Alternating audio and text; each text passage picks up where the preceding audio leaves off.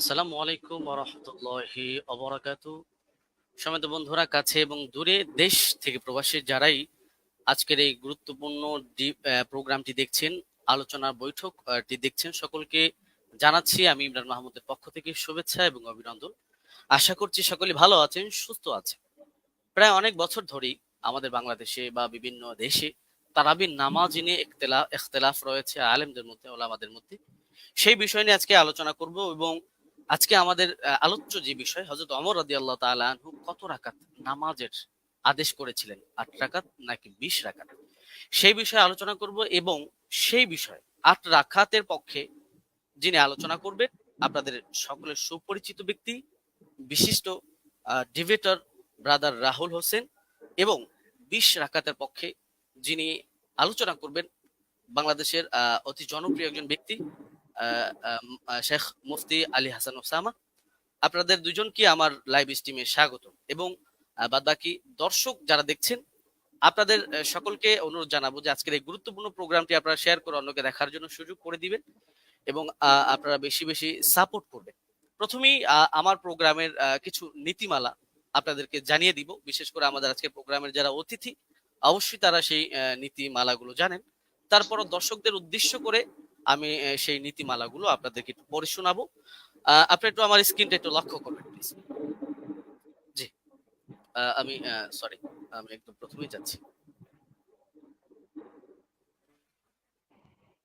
জি, আমাদের প্রোগ্রামের নীতিমালা, আলোচনার নীতিমালা বিষয়, হাদিস শাস্ত্রের আলোকে হযরত ওমর রাদিয়াল্লাহু তাআলা আনহু কত রাকাত তারাবির আদেশ করেছেন। অনুষ্ঠানটি সম্প্রচার হচ্ছে ব্রাদার রাহুল হোসেন এবং আলী হাসান ওসামার ফেসবুক পেজ থেকে। আলোচনার মধ্যে আমাদের একেবারেই রুলসের যে বিষয়, যে আলোচনার মধ্যে কোন রূপ বাধা প্রদান করা যাবে না। এক অতিথি অপরজনকে বাধা প্রদান করতে পারবে না। 4 নম্বর, বাধা প্রদান করলে 1 মিনিট সময় কেটে নেওয়া হবে। যিনি বাধা প্রদান করবে তার 1 মিনিট সময় কেটে দেওয়া হবে।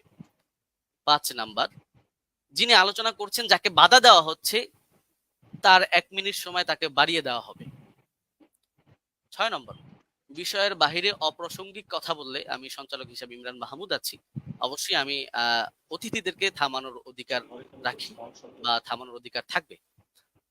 7 নম্বর, আলোচনার 4টি পর্যায়ের মানে আলোচনাটা 4টা পর্যায়ে হবে এবং সেই পর্যায়গুলো আমি আপনাদেরকে বলবো।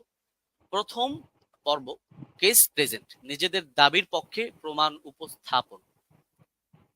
এখানে একটি বিষয় আমি বলবো যে কেস প্রেজেন্টে অবশ্যই সবাই সবার দাবি প্রেজেন্ট করবে, অপরের দাবির উপরে খণ্ডন করবে না, শুধু নিজের দাবি নিয়েই আলোচনা করবে। 5 নম্বর, প্রথম কেস প্রেজেন্ট, যিনি একেবারে প্রথমেই প্রেজেন্ট করবেন, ব্রাদার রাহুল হোসেন, তিনি প্রথমেই 15 মিনিট আলোচনা করবেন। দ্বিতীয়তে মুফতি আলী হাসান ওসামা, তিনি 15 মিনিট আলোচনা করবেন। 10 নম্বর, খণ্ডন পর্ব, ব্রাদার রাহুল হোসেন প্রথম 15 মিনিট আলোচনা করবেন, আলী হাসান ওসামা দ্বিতীয়তে 15 মিনিট আলোচনা করবেন। 11 নম্বর, খণ্ডন পর্ব, ব্রাদার রাহুল হোসেন 15 মিনিট আলোচনা করবেন, আলী হাসান ওসামা 15 মিনিট আলোচনা করবেন। এখানে আমি একটি বিষয় আপনাদেরকে জানিয়ে রাখার জন্য বলে রাখি যে 3টি যে পর্ব আমরা করেছি, এই পর্বে 3টা পর্বই 15 মিনিট করে আলোচনার সময় থাকছে। অনেক সময় দেখা যায় যে অতিথিরা আলোচনা করার ক্ষেত্রে তাদের দেখা যায় 15 মিনিটে তাদের দাবিগুলো উপস্থাপন শেষ হয় না। সেই কারণে আমি উপস্থাপক পরিচালনার কমিটির পক্ষ থেকে অতিথিদেরকে 2 মিনিট করে সময় দেওয়া হবে, যেহেতু এটা কোনো ডিবেট না, আলোচনার প্রোগ্রাম। সেক্ষেত্রে তারা চাইলে এই 2 মিনিট সময় ব্যবহার করতে পারবে, নচেত তারা 15 মিনিটই তাদের আলোচনা শেষ করবে। এবং একেবারে শেষ যে পর্বটা, উপসংহার পর্ব, ব্রাদার রাহুল হোসেন তিনি তিনার আলোচনা যেগুলো করেছেন সেগুলো রিভিউ 5 মিনিট আলোচনা করবেন, এবং আলী হাসান ওসামা তিনিও 5 মিনিট আলোচনা করবেন। বিশেষ দ্রষ্টব্য এই পর্বে তিনি তিনার আলোচনা যেগুলো করেছেন যে আলী হাসান ওসামা সাহেবের ডিভাইসটা প্লিজ। এই পর্বে উভয়ের পক্ষের বক্তা নতুন কোনো তথ্য ব্যবহার করতে পারবে না, যেহেতু এটা লাস্ট পর্ব। এখানে কেউ কাউকে খণ্ডন করার সুযোগ থাকছে না, সেই ক্ষেত্রে কেউ কারো নতুন তথ্য অ্যাড করতে পারবে না। আচ্ছা, 13 নম্বর, সভাপতি সাহেব মেবি সঞ্চালক সাহেব আমি আলোচ্য বিষয়ের উপর মন্তব্য ছাড়াই অনুষ্ঠানটি শেষ করে দিবেন। এটা আমাদের প্রোগ্রামের নীতিমালা ছিল, নীতিমালা। এবং আমাদের প্রোগ্রামের আরেকটি বিষয় হচ্ছে গুরুত্বপূর্ণ, যে আমরা যখন আলোচনা করব, প্রতিপক্ষ যেই থাকুক আমরা তাকে সম্মান সূচক শব্দ ব্যবহার করে আলোচনা করব। কোন রকমের অসম্মান সূচক শব্দ আমরা ব্যবহার করব না। শুধু প্রতিপক্ষ বক্তার ক্ষেত্রে নয়, প্রতিপক্ষের মুরব্বী ওলামায়ে কেরাম বা তার তিনি যাদেরকে অনুসরণ করেন তাদের যে কেউ হোক, কাউকে কটাক্ষ করে কোনো রকমের কথা বলা যাবে না। সুন্দর শব্দ দিয়ে তাদেরকে বলতে হবে। যদি কেউ অসুন্দর শব্দ ব্যবহার করে, যদি কেউ অবাঞ্ছনীয় শব্দ ব্যবহার করে, অবশ্যই সঞ্চালক হিসাবে আমি তাকে এই শব্দটা এক্সপান্স করাবো, উইথড্র করাবো। যাই হোক, আমি আমার আলোচনার শর্তগুলো, নীতিমালাগুলো আপনাদেরকে পড়ে শোনালাম। আমি আমার আলোচনার প্রোগ্রাম এখন স্টার্ট করছি, এবং স্টার্টের শুরুতেই কেস প্রেজেন্ট যিনি 8 রাকাতের পক্ষে স্টেট নিয়েছেন, ব্রাদার রাহুল হোসেন, আমি আপনার কাছে যাব এবং আমি আপনাকে দিয়ে শুরু করব, এবং আপনি আপনার আলোচনার জন্য সময় পাচ্ছেন 15 মিনিট। আপনি বললে আমি টাইমটা শুরু করে দিব। আচ্ছা, আমি স্লাইড শো করব। আমি একটা স্লাইড দেব আপনাকে, ওটাকে অ্যাপ্রুভ করতে হবে।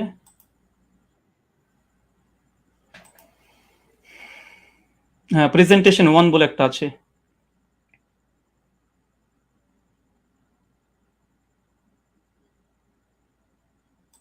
হ্যাঁ, স্লাইডটা কি ঠিক আছে আপনার? হ্যাঁ, এটাই। ওকে, ঠিক আছে। আপনি বললে আমি টাইমটা আপনাকে শুরু করব।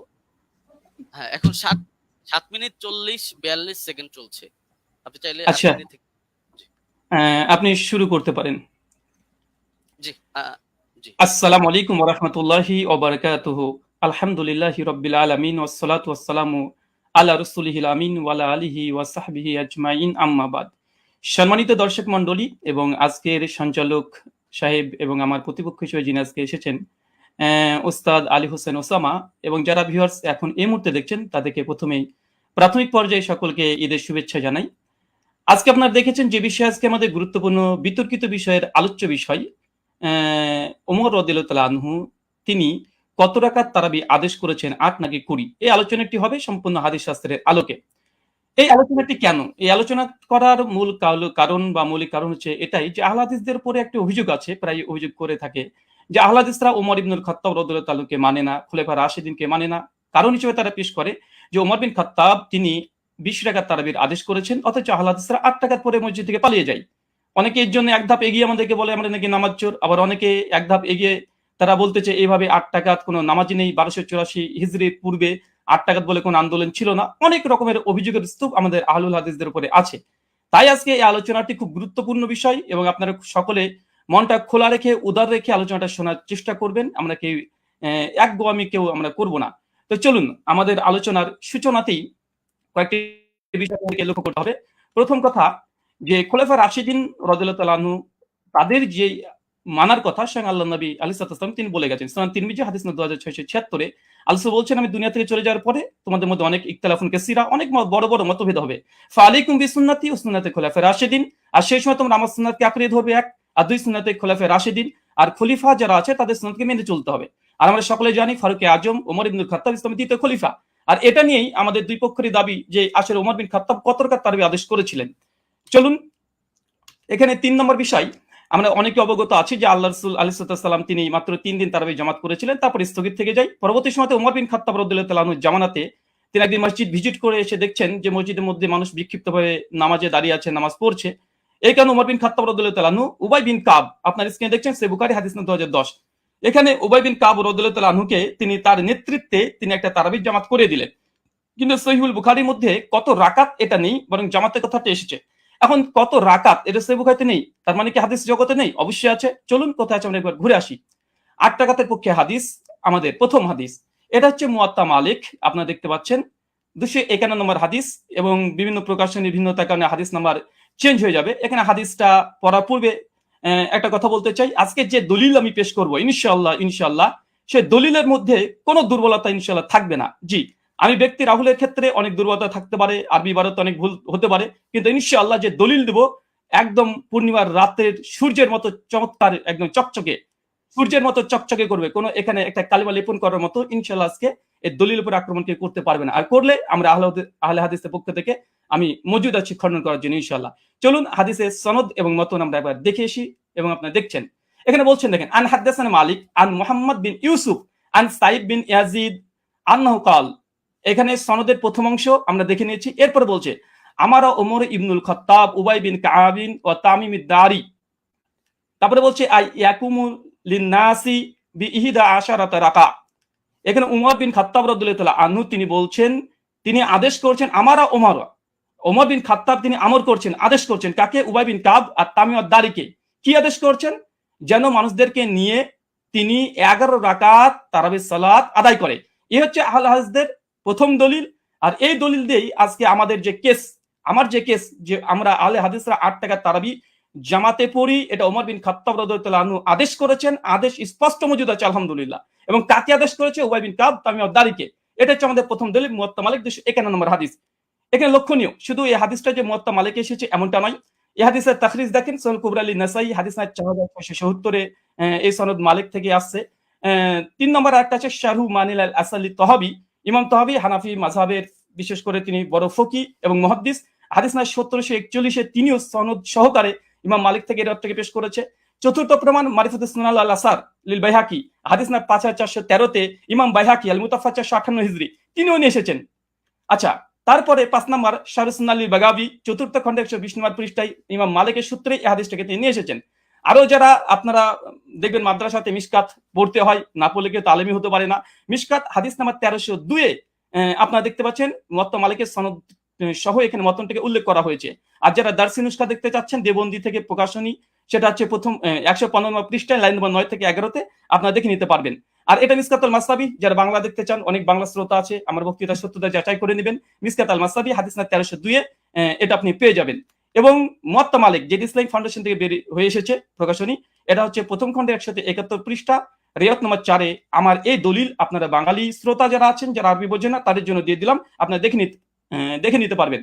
চলুন এই হাদিসের প্রথম দেখেন, আমি যে হাদিস আমরা মতন থেকে স্পষ্ট প্রমাণ পেয়েছি যে ওমর বিন খাত্তাব উবাই বিন কাব তামিম দারিকে তিনি 11 রাকাত তারাবির নির্দেশ দিয়েছে। আলহামদুলিল্লাহ, কেস ইজ ক্লোজড, আমাদের পক্ষে এই দলিল আমরা পেশ করেছি। এখন হচ্ছে এই সনদ কি, চলেন সনদ আপনি স্ক্রিনে দেখতে পাচ্ছেন। আন মালিক আন মুহাম্মদ বিন ইউসুফ আন সাইদ বিন ইয়াজিদ, তারপরে ওমর ইবনু খাত্তাব। এই হাদিসের মধ্যে মাত্র 4টে রাবি পাচ্ছেন। এক হচ্ছে মালিক, ইমাম মালিক, মানে বুঝতে পারছেন, একবার দেখে নিন স্ক্রিনে, ইমাম মালিক। আলহামদুলিল্লাহ, ইমাম মালিক তো ইমাম মালিক, কে যারা করবে ইমাম মালিকের উপরে, আলহামদুলিল্লাহ। 2, তারপরে হচ্ছে মোহাম্মদ বিন ইউসুফ, ইনি একজন বিখ্যাত তাবেঈ। অনেক সাধারণ মানুষ তো মোহাম্মদ বিন ইউসুফকে না চিনতেও পারেন। তারপর 3 নম্বর রাবি আসছে কি? সাইদ বিন ইয়াজিদ, আলহামদুলিল্লাহ, তিনি একজন সাহাবী। চতুর্থ রাবি, তিনি একজন সাহাবী, ওমর বিন খাত্তাব। আলহামদুলিল্লাহ, শুধু সাহাবী আর সাহাবী, আলহামদুলিল্লাহ, দুজন সাহাবী আর দুজন বড় ইমাম এই হাদিসটাকে রিওয়ায়াত করছে। চলেন আরেকটু দেখে নিই।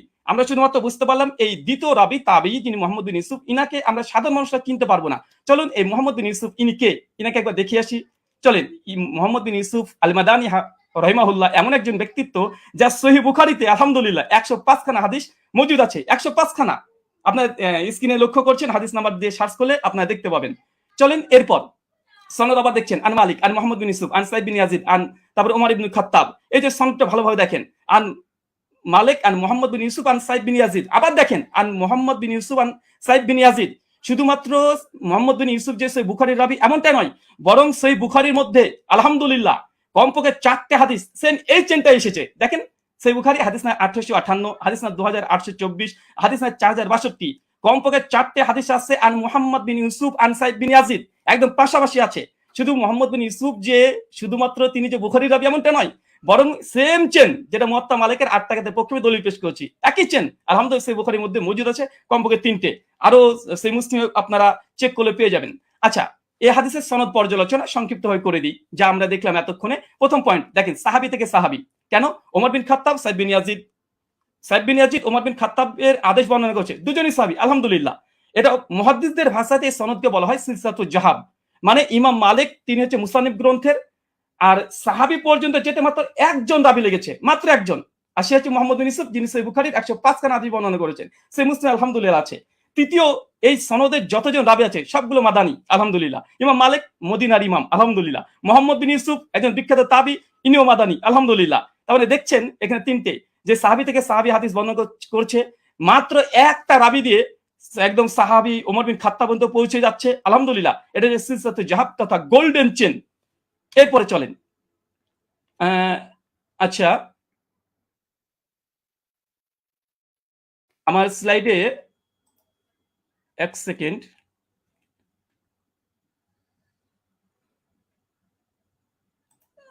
একটু থামতে হবে। আচ্ছা, ঠিক আছে। আচ্ছা, আমরা হচ্ছে আমি এই কেসটা প্রেজেন্ট করলাম। এখন আলী হোসেন ওসামা হাফিজাহুল্লাহর কাছে আমার কিছু প্রশ্ন এই মুয়াত্তা মালিকের হাদিস নিয়ে।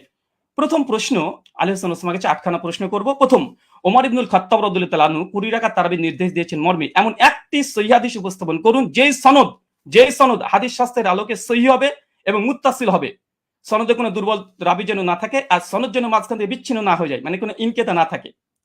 প্রশ্ন নম্বর 2, মুয়াত্তা মালিকের যে সনদ আমরা দেখিয়েছি, যেটা সিলসিলাতুল জাহাব মুহাদ্দিসদের পরিভাষা অনুযায়ী ওমর ইবনুল খাত্তাব রাদিয়াল্লাহু তাআলা আনহু 20 রাকাত তারাবির নির্দেশ দিয়েছে। পয়েন্ট টু বি নোটেড, 20 রাকাত নির্দেশ দিয়েছে মর্মে এমন একটি বর্ণনা পেশ করুন যার সনদ সিলসিলাতুল জাহাব এই মানে উত্তীর্ণ হয়েছে।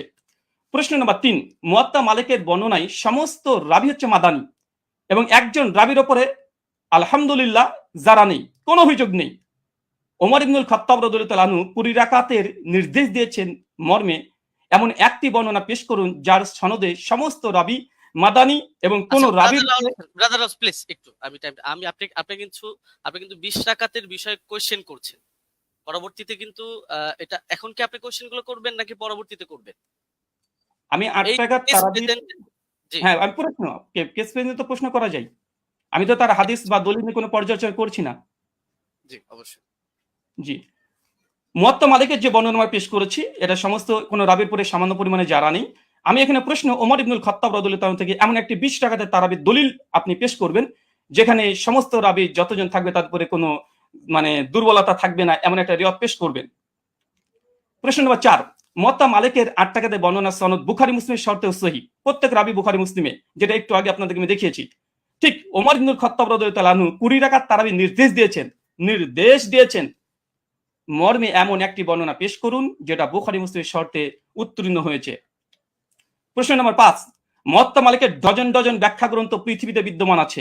মুয়াত্তা মালিকের একজন গ্রহণযোগ্য মুহাদ্দিসের অভিমত পেশ করুন যিনি মুয়াত্তা মালিকের 8 রাকাত হাদিসের ব্যাখ্যায় এটাকে মুজতারিব বা ইজতিরাব আছে বলে প্রত্যাখ্যান করেছে। কেন আমরা দেখি যে দেওবন্দি ওলামারা এবং বেরলভী ওলামারা, বিশেষ করে হানাফি ওলামারা, তারা এই 8 রাকাতের এই দলিলকে তারা ইজতিরাব বা মুজতারিব বলে বাতিল করার চেষ্টা করে। এখানে আমার একটা প্রশ্ন থাকবে, মুয়াত্তা মালিকের অনেকগুলো ব্যাখ্যা গ্রন্থ আছে, একজন গ্রহণযোগ্য মুহাদ্দিসদের মত দেবেন যে এই হাদিসটাকে ইতিপূর্বে তারা ইজতিরাবের দাবি করে বাতিল করেছে।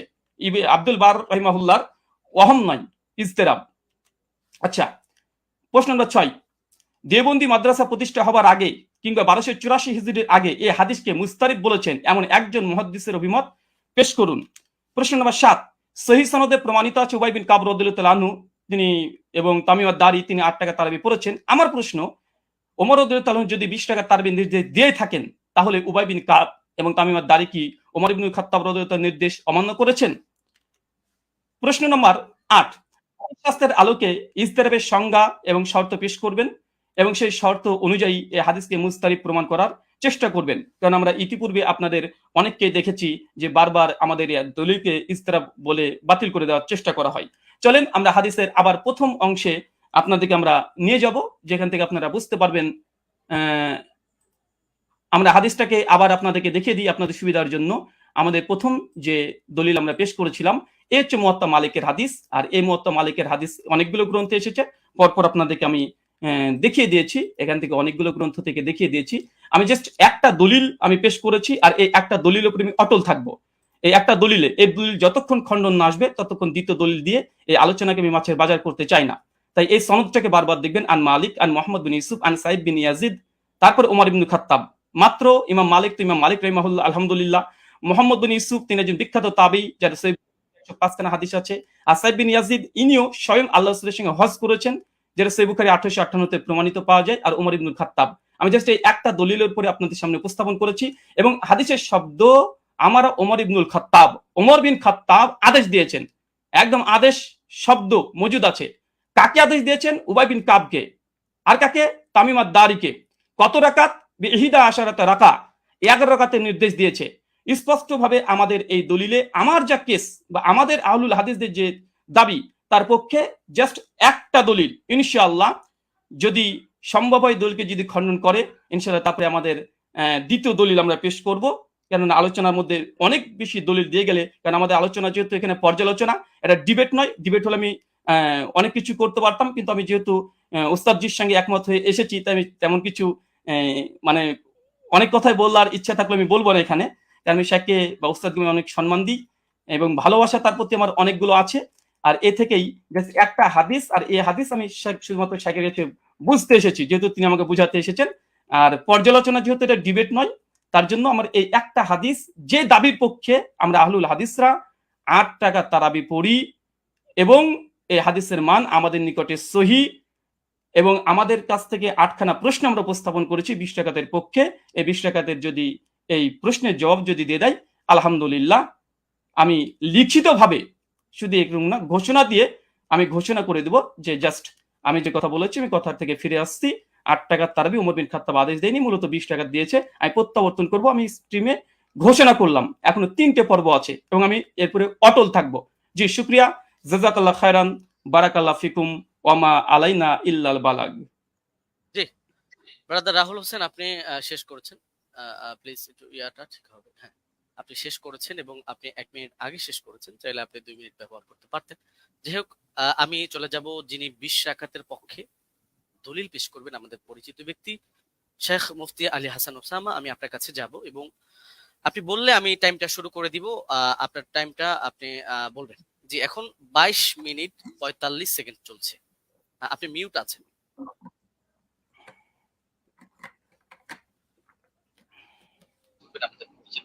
জি, শেখ মুফতি আলী হাসান ওসামা, আমি আপনার কাছে যাব এবং আপনি বললে আমি টাইমটা শুরু করে দিব। আমার আওয়াজ শোনা যাচ্ছে? আপনার আওয়াজ শোনা যাচ্ছে? আপনার পাশে একটা ফোন চলছে, ফোনটা একটু অফ করুন, আপনি মিউট আছেন বা অন্য কোনো ডিভাইস চলছে। আওয়াজ কি শুনতে পাচ্ছেন? আমার আওয়াজ শুনতে পাচ্ছি। মুফতি আলী হাসান ওসামা, আমি আপনার কাছে যাব এবং আপনি বললে আমি, আপনি কি শুনতে পাচ্ছেন আমাদের? এখন আপনাকে শোনা যাচ্ছে? আপনাকে এখন শোনা যাচ্ছে? জি, ধন্যবাদ। শুরু করতে পারেন। জি, শুরু হ্যাঁ, করতে পারেন। হ্যাঁ, 23 মিনিট 40 সেকেন্ড থেকে আপনার স্টার্ট। জি,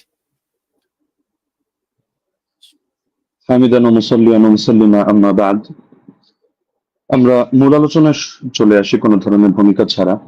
যেহেতু এটা কেস প্রেজেন্ট পর্ব, এখানে আমরা আমাদের দাবি উত্থাপন করব, আর ব্রাদার রাহুলের দাবি নিয়ে আমরা পরবর্তী খণ্ডন পর্বের মধ্যে বিস্তারিত আলোচনা করব ইনশাআল্লাহ। তো ওমর রাদিয়াল্লাহু তাআলা আনহু কত রাকাত তারাবির আদেশ করেছিলেন এ নিয়ে আমরা শুরুতে দাবি করে এসেছি যে তিনি এর পক্ষে আমরা আমাদের প্রমাণ উপস্থাপন করছি। মুসান্নাফ ইবনে আবি শাইবা গ্রন্থ হাদিস নম্বর 7682। এতে সহিহ সনদের মধ্যে আছে হাদাসানা ওয়াকিউন আন মালিক ইবনে আনাস আন ইয়াহইয়া ইবনে সাঈদ أن عمر بن الخطاب رضي الله عنه أمر رجلا يصلي بهم 20 ركعة। ওমর রাদিয়াল্লাহু তাআলা আনহু এক ব্যক্তিকে আদেশ করলেন তিনি তাদেরকে নিয়ে 20 রাকাত তারাবির নামাজ আদায় করবেন। এই যে হাদিসটা, এই হাদিসের মধ্যে প্রতিটা রাওয়ী ওয়াকি ইবনুল জাররাহ, ইমাম মালিক ইবনে আনাস এবং ইয়াহইয়া ইবনে সাঈদ আল-কাত্তান, প্রত্যেকে হাদিস শাস্ত্রের এক একজন নক্ষত্র এবং ইমাম। তো সুতরাং এই হাদিসের রাওয়ীদেরকে নিয়ে এখানে কোনো বিতর্কের কোনো সুযোগ নেই, প্রত্যেকে নির্ভরযোগ্যতার মানে শতভাগ উত্তীর্ণ। হ্যাঁ, এখন কারো কাছে একটা খটকা লাগতে পারে যে ইয়াহইয়া ইবনে সাঈদ আল-কাত্তান রাহমাতুল্লাহি আলাইহি তিনি তো ওমর ইবনুল খাত্তাব রাদিয়াল্লাহু আনহু জামানা পাননি, তাহলে তো মনে হচ্ছে যে হাদিসটা বিচ্ছিন্ন হয়ে যাচ্ছে, সূত্র বিচ্ছিন্ন, অর্থাৎ মাঝখানে কোনো একজন বর্ণনাকারী বাদ পড়ে গেছেন এবং তার সূত্রে তিনি বর্ণনা করছেন। তো হাদিস যদি মুনকাতি হয় তাহলে তো এটা যায়িফ মনে হতে পারে অনেকের কাছে। তো আমরা যেহেতু আমাদের শিরোনামই হলো যে হাদিস শাস্ত্রের আলোকে আমাদের আজকের আলোচনা হবে, তো আমরা এখন শাস্ত্রীয় আলোচনায় চলে যাই। আমরা শাস্ত্রীয় আলোচনার অনেকগুলো পয়েন্ট দিয়ে দেখাবো যে এই হাদিসের মধ্যে কোনো ধরনের দুর্বলতা নেই এবং হাদিসটা সর্বোচ্চ পর্যায়ে গ্রহণযোগ্য সহিহ। 1 নম্বর মূলনীতিতে আসি। হাদিস শাস্ত্রের স্বীকৃত একটা মূলনীতি হলো, এটা ইমাম জাইনুদ্দিন ইরাকি রাহমাতুল্লাহ আলাইহি লম্বা চড়া করে আলোচনা করেছেন, তার সূত্রে ইমাম সুয়ুতী সহ হাদিস শাস্ত্রের অনেক ইমামরা এই পয়েন্টটা টেনেছেন। وإن روى التابعي عن الصحابي قصة أدرك وقوعها فمتصل وكذا إن لم يدرك وقوعها ولكن أسندها له وإلا فمنقطعة।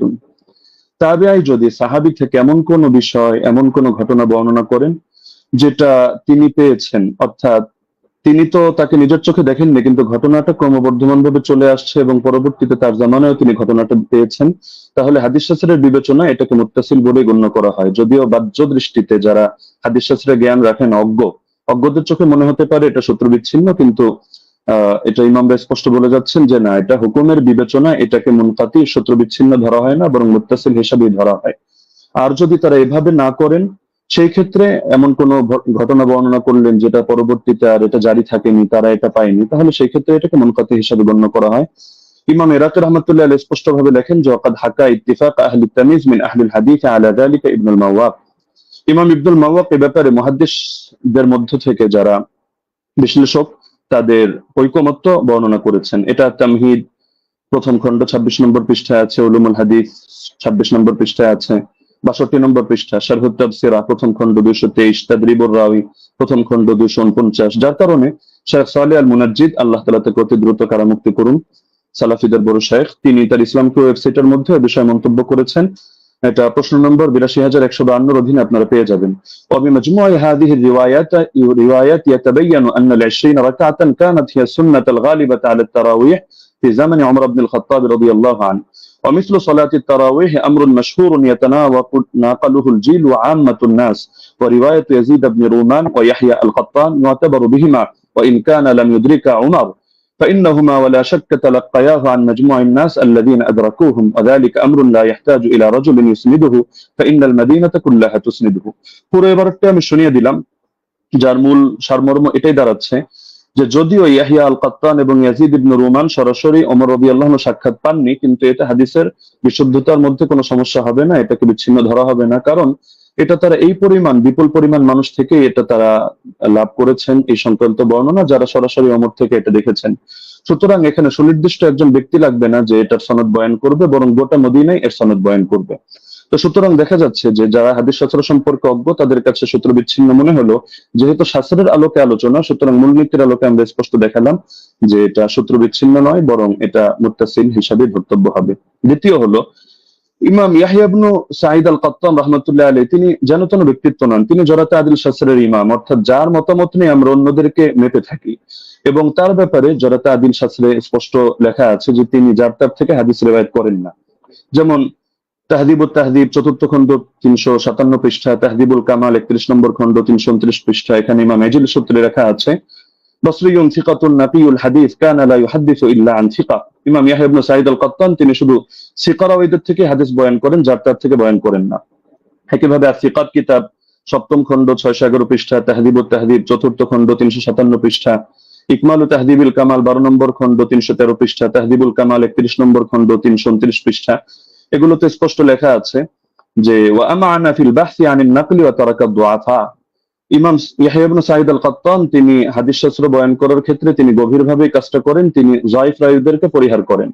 একইভাবে ইমাম আহমদ বিন হাম্বলের একাধিক মত আমরা বর্ণনা করতে পারবো এই ক্ষেত্রে, যেমন আল জারহ ওয়াত তা'দীল ইবনে আবি হাতিম প্রথম খণ্ড 232 পৃষ্ঠা, সেখানে ইমাম আহমদ বিন হাম্বল সূত্রে আছে, তিনি বলেছেন মা রাআইনা মিসলা ইয়াহইয়া ইবনে সাঈদ ফি হাদা শা'n, ইয়ানি ফি মারিফাতিল হাদিস ওয়া রুওয়াতিহি ওয়া কানা সাহিব হাদা শা'n। আমরা ইয়াহইয়া ইবনে সাঈদের মতো ব্যক্তি এই শাস্ত্রে দেখিনি, অর্থাৎ হাদিস জানা এবং হাদিসের বর্ণনাকারীদের ব্যাপারে জানা, তিনি এই ব্যাপারে বিশেষ পাণ্ডিত্যের অধিকারী ছিলেন। এরকম আরো বহুত মতামত দেখানো সম্ভব, যেমন তিনি অন্যত্র এটাও আছে, তিনি বলেন আল জারহ ওয়াত তা'দীল ইবনে আবি হাতিম 232 পৃষ্ঠায় এই মন্তব্য আছে যে কানা ইয়াহইয়া আবসারাহুম বির রিজাল ওয়া আনকাহুম হাদিসা। ইয়াহিয়া রিজাল সম্পর্কে সবচেয়ে বেশি সূক্ষ্মদর্শী এবং তিনি হাদিসগুলো খুব স্বচ্ছভাবে বর্ণনা করে থাকেন। তো সুতরাং তিনি যার তার থেকে হাদিস বর্ণনা করবেন না, এটা স্পষ্ট বিষয়। এবং এখানে তো যার তার থেকে করার প্রশ্নই আসছে না, কারণ এখানে যেহেতু গোটা মদিনাবাসী এই ব্যাপারে প্রত্যক্ষ সাক্ষী। 3 নম্বরে, যদি আমরা তর্কের খাতিরে এটাকে মুরসাল বলিও, তবু এই জাতীয় মুরসালরা সকলের মতে গ্রহণযোগ্য। যেমন হাফিজ ইবনুল কাইয়িম রাহিমাহুল্লাহর স্পষ্ট মন্তব্য আছে জাদুল মাআদ কিতাবে, প্রথম খণ্ড 367 নম্বর পৃষ্ঠায়, والمرسل إذا اتصل به عمل وعضده قياس أو قول صحابي أو كان مرسله معروفا باختيار الشيوخ ورغبته عن الرواية عن الضعفاء والمتروكين ونحو ذلك مما يقتضي قوته عمل به। মুরসালের সঙ্গেও যদিও আমরা এটা মুরসাল বলছি না, তবে তর্কের খাতিরে যদি এটাকে মুরসাল ধরিও, সেই ক্ষেত্রে মন্তব্যটা উল্লেখ করছে যে মুরসালের সঙ্গে যদি আমল যুক্ত হয়, অর্থাৎ উম্মত এভাবে আমল করে, অথবা তিনি আরো পয়েন্ট আনলেন যে যদি এখানে মুরসালটা যার থেকে এসেছে, অর্থাৎ মুরসিল যিনি, তিনি যদি এ ব্যাপারে পরিচিত হন যে তিনি শায়েখ খুব সুন্দরভাবে নির্বাচন করেন এবং বর্ণনা করার ক্ষেত্রে যায়ফ রাওয়ী, মাত্রুক রাওয়ীদেরকে তিনি পরিহার করে চলেন, তাহলে সেই ক্ষেত্রে মুরসালের আলোকে আমল করা হবে। এবং এটা ফুকাহায়ে কেরামের নিকট গ্রহণযোগ্য মূলনীতি।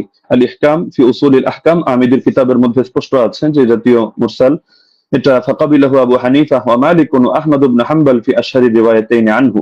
ইমাম আবু হানিফা গ্রহণ করেন, ইমাম মালিক গ্রহণ করেন, ইমাম আহমদ বিন হাম্বলের একটা প্রসিদ্ধ মত যেটা, তার আলোকে দেখা যায় তিনিও গ্রহণ করেন। ঈসা ইবনে আবান রাহিমাহুল্লাহ তিনি একটু ভাগ করেন, তিনি শুধু فصل عيسى بن أبان فقبل مراسيل الصحابة والتابعين وتابعي التابعين ومن هو من أئمة النقل مطلقا دون من عدا هؤلاء। তিনি সাহাবীদের মুরসাল গ্রহণ করেন, তাবেঈদেরটা করেন, তাবেঈদেরটা করেন, এবং যারা হাদিস শাস্ত্রের ইমাম তাদেরটা করেন, অন্যদেরটা করেন না। এটা মেনে নিলেও সমস্যা নেই, কারণ ইমাম ইয়াহিয়া আল কাত্তান তিনি হাদিস শাস্ত্রের ইমাম, তিনি যে ক্যাটাগরি বর্ণনা করেছেন এই ক্যাটাগরির মধ্যে আছেন। আর ইমাম শাফির মত প্রসিদ্ধ, এটা আল ইহকাম কিতাবের মধ্যে আছে, একইভাবে নুজহাতুন নাজার ফি তাওদীহ নুখবাতিল ফিকার সেখানেও আছে।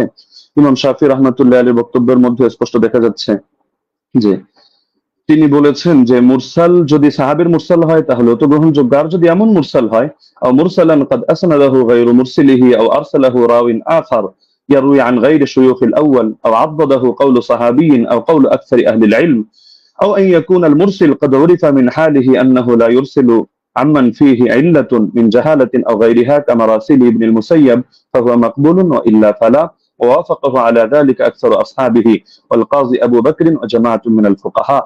ইমাম শাফি রাহিমাহুল্লাহর মন্তব্য হচ্ছে যদি সাহাবীর মুরসাল না হয় এমন মুরসাল হয় যে মুরসালের সঙ্গে কিছু বিষয় যুক্ত থাকে, যেমন তিনি একটা উদাহরণ দিয়েছেন, যদি অধিকাংশ আহলে ইলমের বক্তব্য এর পক্ষে সমর্থন যোগায়, অর্থাৎ তারাও এই মত পোষণ করেন, অথবা মুরসিলের গুণ হলো তিনি যাত্রার থেকে ইরসাল করেন না, বরং তিনি এমন কারো থেকে ইরসাল করা থেকে নিজেকে বিরত রাখেন যার মধ্যে কোনো দোষ আছে, সে মাজহুলি হোক, সে অন্য কোনো দোষে দোষী হোক, যেমন ইমাম সাঈদ ইবনে মুসাইয়্যিব রাহমাতুল্লাহ আলাইহি, এগুলো তিনি গ্রহণ করে নেন। এটা আল ইহকাম আমিদি কিতাবের মধ্যে আছে। একইভাবে ইমাম নাবাবী তার আল মাজমু শারহুল মুহাদ্দাবের 6 নম্বর খণ্ড 206 নম্বর পৃষ্ঠায় এটা বলেছেন, ইহতাজ্জু শাফিঈ বিল মুরসাল ইযা তাদাদা أحد أربعة أمور إما حديث مسند وإما مرسل من طريق آخر وإما قول صحابي وإما قول أكثر العلماء। তো সময় যেহেতু কম, আমরা সব রেফারেন্স টানছি না, আরো কয়েকটা কিতাবের হাওয়ালা দিয়ে দিচ্ছি। উসুলুল বাজদাওয়ী 171 নম্বর পৃষ্ঠা, আল মানসুর লিজারকাশি, শারহুল উমদা ইবনে তাইমিয়া, তাহযীবুস সুনান আবি দাউদ ইত্যাদি কিতাবের মধ্যে এই ব্যাপারে আলোচনা আছে। এবার আসি, আমরা যদি সালাফি শাইখদের মূলনীতিও মেনে নিই, যেমন শাইখ আলবানী রাহিমাহুল্লাহকে এক্ষেত্রে আমরা উদাহরণ হিসেবে রাখতে পারি। তো শাইখ আলবানী রাহিমাহুল্লাহ প্রসিদ্ধ কিতাব সিলসিলাতুল আহাদিস সহিহা, এটা তো সকলের নিকটে পরিচিত। এখান থেকে 1422 নম্বর বর্ণনাটা আমি খুলে দেখার অনুরোধ করব, সেখানে দেখতে পাবেন আপনারা খুললে যে তিনি যে হাদিসটা বর্ণনা করেছেন একটা মুরসাল হাদিস, কিন্তু তিনি এটার ব্যাপারে মন্তব্য করছেন যে হাযা ইসনাদুল হাসান, এটা একটা হাসান সনদ, তবে ইল্লা আন্নাহু মুনকাতিউন বাইনা সুলাইমান ওয়া ইবনে আমরিন, তবে এটা সূত্র বিচ্ছিন্ন, মুনকাতি কার মাঝে, রাওয়ী সুলাইমান এবং রাওয়ী ইবনে আমরের মাঝে এখানে ইনকিতা আছে, সূত্র বিচ্ছিন্নতা আছে, কোন একজন বাদ পড়ে গেছে। তবে এটার পক্ষে এই তিনি একটা মুরসাল রিওয়ায়াত করে এর পক্ষে একটা যায়ফ হাদিস এনেছেন, যায়ফ রিওয়ায়াত, সেটা এনে তিনি মন্তব্য করছেন যে লাকিন্নাল হাদিসা বিমাজমু'ত তারিকাইন হাসানুন, এই দুটো যায়ফ মিলে এটা হাসান হয়ে গিয়েছে, অর্থাৎ একটা মুরসাল আর একটা যায়ফ। তো মুরসালের পক্ষে তিনি যায়ফ হাদিস পেয়েও এটাকে হাসান হিসাবে সাব্যস্ত করে ফেলেছেন, এবং শেষে মন্তব্য করেছেন ফামিসলুহু ইউস্তাশহাদু বিহি, এই ধরনের বর্ণনা দ্বারা এটা দলিল প্রদান করা যায়, ফাল হাদিসু বিহি সহিহুন ইনশাআল্লাহু তাআলা, এর দ্বারা হাদিসটা সহিহ হিসাবে সাব্যস্ত হবে ইনশাআল্লাহু তাআলা। তো শায়খ আলবানী রাহিমাহুল্লাহ এক্ষেত্রে যে কাজটা করলেন, আমরা তো এর চেয়ে আরো মজবুত কাজ করলেন। তিনি একেবারে একটা জয়ীফ হাদিস এনে মুনকাতি একটা রিওয়ায়াতকে তিনি হাসান সনদ সাব্যস্ত করে হাদিসটাকে দলিলযোগ্য এবং সহিহ সাব্যস্ত করে ফেললেন। তো এ ব্যাপারে তো আর কোনো কিছু বলার অপেক্ষা রাখে না। তারপর চতুর্থ বিষয় হলো, সব ধারার ইমামগণই মেনে নিয়েছেন যে ওমর রাদিয়াল্লাহু আনহু বিশ্বাগার তারাবির আদেশ করেছেন। যেমন আমরা উদাহরণ হিসেবে ইমাম শাফিঈকে আনতে পারি 1 নম্বরে, কিতাবুল 1 নম্বর খন্ড 167 পৃষ্ঠা, মুখতাসারুল মুজানি 34 নম্বর পৃষ্ঠা। তিনি স্পষ্ট বলেছেন, ওয়া আহাব্বু ইলাইয়া 20 লিআন্নাহু রুইয়া আন ওমর, আমার নিকট বেশি অধিক পছন্দনীয় কারণ এটা ওমর থেকে বর্ণিত হয়েছে। ইমাম তিরমিজি রাহমাতুল্লাহি আলাইহি সুনানে তিরমিজি হাদিস নম্বর 806 দ্বিতীয় খন্ড 158 নম্বর পৃষ্ঠা এখানেও আছে। وأكثر أهل العلم على ما روي عن عمر وعلي وغيرهما من أصحاب النبي صلى الله عليه وسلم 20 ركعة। অধিকাংশ আহলে ইলম এই মতে পোষণ করেন যে তারাবি 20 রাকাত। কেন? কারণ এটা ওমর থেকে, আলী থেকে এবং নবীর অন্যান্য সাহাবীদের থেকে রাদিয়াল্লাহু আনহুম বর্ণিত হয়েছে। শেখ বিন বাজ রাহমাতুল্লাহি আলাইহি সালাফিদের গ্রহণযোগ্য ব্যক্তিত্ব, আমরা মহব্বত করি। তিনি বলেন মাজমুউল ফাতাওয়া 11 নম্বর খন্ড 322 নম্বর পৃষ্ঠা, ওয়া সাবাতা আনহুম আন্নাহুম সাল্লু বিআমরিহি 23। তাদের থেকে প্রমাণিত রয়েছে যে তারা ওমরের আদেশে তারা 23 রাকাত নামাজ আদায় করেছেন। শেখ সালেহ আল মুনাজ্জিদ তিনি বলেন, যা আল আমরু আন ওমর আব্দুল খাত্তাব রাদিয়াল্লাহু আনহু বিসালাতিল 20 রাকাতান, ওমর রাদিয়াল্লাহু আনহু থেকে 20 রাকাতের ব্যাপারে আদেশ এসেছে। তো সালাফি শায়খ হয়েও তারা বিষয়টা মেনে নিয়েছেন। তো এর পক্ষে আরো কিছু প্রাসঙ্গিক বর্ণনা আছে, যেটা শেখ সালেহ আল মুনাজ্জিদও তার islamqia.com এর মধ্যে অন্যান্য বর্ণনাগুলো এর পক্ষে প্রমাণ হিসেবে নিয়ে এসেছেন। সাইদ বিন ইয়াজিদের বর্ণনা, অন্যান্য বর্ণনা, সেটা আমরা আপাতত টানছি না, সেটা পরবর্তী আলোচনার মধ্যে আমরা আনবো। হ্যাঁ, লাস্ট যে পয়েন্টটা আমি বলবো, যে আমরা তো স্পষ্টভাবে দেখালাম যে এর সনদের মধ্যেও দুর্বলতা নেই, মতনের মধ্যেও দুর্বলতা নেই। আর ইমামরা তো স্পষ্টভাবে বলে গিয়েছেন, যেমন খতিবে বাগদাদি রাহমাতুল্লাহ আলাইহি এবং হাফিজ ইবনুল কাইয়িম রাহিমাহুল্লাহ বলে গিয়েছেন, কোন হাদিসের উপর যদি উম্মতের আমল থাকে, আল ফাকিহ আল মুতাফাক্কি 1 নম্বর খন্ড 473 পৃষ্ঠা, আর রূহ 21 নম্বর পৃষ্ঠা, তাহলে সেই হাদিসটা অবশ্যই গ্রহণযোগ্য হবে।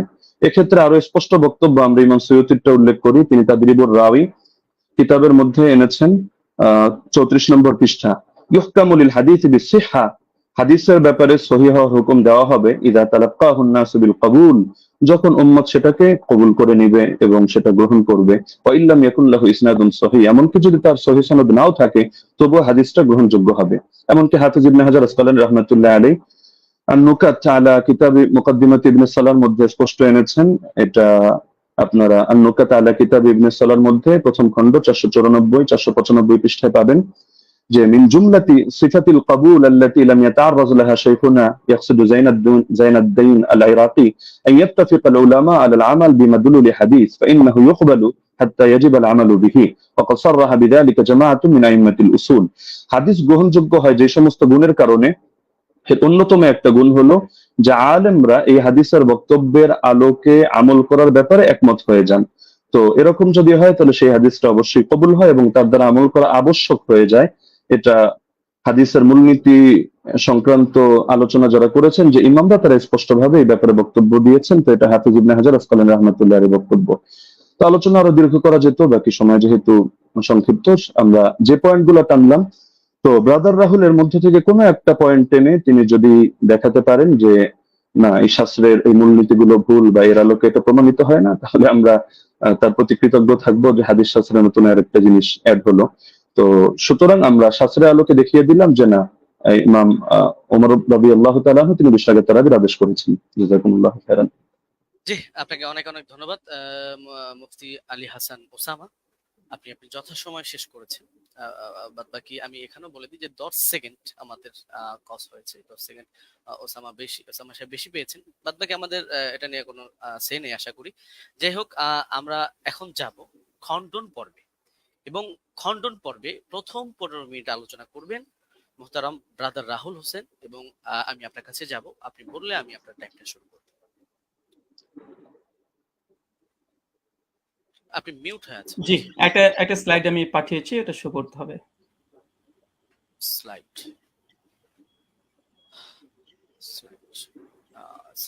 এটা কি? একটু দেখবেন প্লিজ। এটা কি স্লাইড আপনার? জি জি জি জি জি জি জি এটাই। জি, আপনি বললে আমি টাইমটা স্টার্ট করব। ওকে, টাইম নাও, স্টার্ট।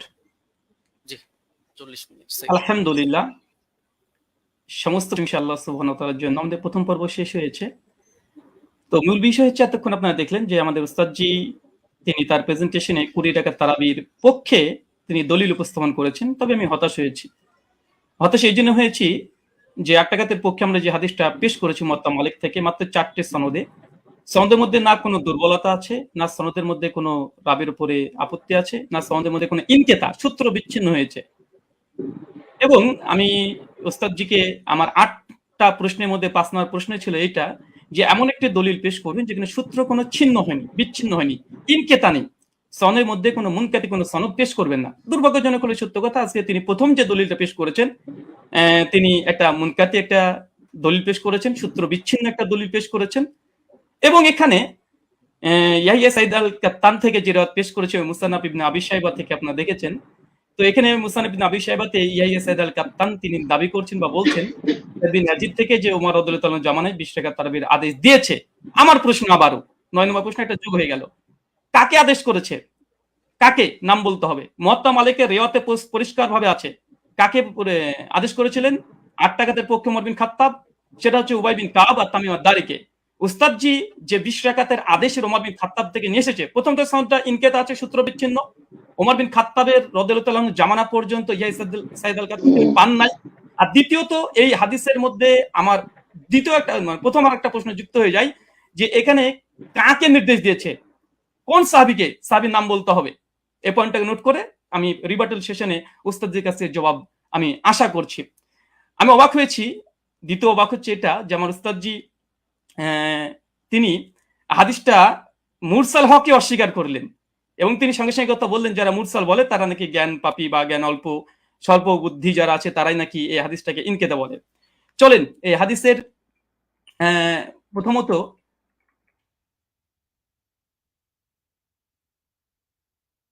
আচ্ছা প্রথম হচ্ছে যে দলিলটা পেশ করেছেন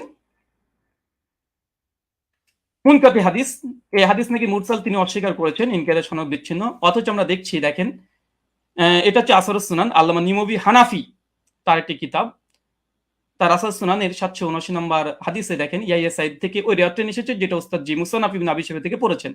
হাদিসটা নিয়ে আসার পরে বলছে ও ইসনাদহু মুরসাল, তিনি পরিষ্কার দাবি করছেন যে এই সনদ হচ্ছে ইনকেতা ঘটেছে, সনদের মধ্যে বিচ্ছিন্ন ঘটেছে। ইয়াহিয়া সাইদ আল কাত্তান রাহিমাহুল্লাহ তিনি ওমর বিন খাত্তাবের জামানা পাই নাই, আর তিনি এটাকে পুরোটাকে অস্বীকার করে দিলেন। আমি এটা খুব আশ্চর্য হয়েছি। তারপরে যদিও তিনি এখানে কবিন শব্দটা লিখে দিয়েছেন যে যদিও মুরসাল সূত্র বিচ্ছিন্ন তবে নাকি শক্তিশালী। আর একটা প্রশ্ন যুক্ত হয়ে গেল, উস্তাদজিকে বলবো হাদিস সহিহ হওয়ার জন্য কয়টা শর্ত? সমস্ত মুসলিম উম্মার ইজমা আছে হাদিস সহিহ হওয়ার জন্য 5টা শর্ত, এবং প্রথম যে শর্ত সেটা হচ্ছে সনদ মানে একদম মুত্তাসিল হতে হবে, সনদের মধ্যে কোনো যেন বিচ্ছিন্নতা না ঘটে, কোনো ইনকেতা না ঘটে, সূত্র যেন বিচ্ছিন্ন না হয়। এর যে হাদিস সহিহ হওয়ার জন্য এটা হচ্ছে ইজমাই শর্ত। সে হানাফি বলেন, আহলে হাদিস, শাফি, মালিকি যেই বলেন, সমস্ত উম্মত একমত হাদিস 5টা শর্তে সহিহ হয়। প্রথম শর্ত হচ্ছে ইত্তেসাল হতে হবে, মুত্তাসিল হতে হবে, সনদ যেন একদম কোনো মাঝখান থেকে চেঞ্জ যেন ব্রেক না করে।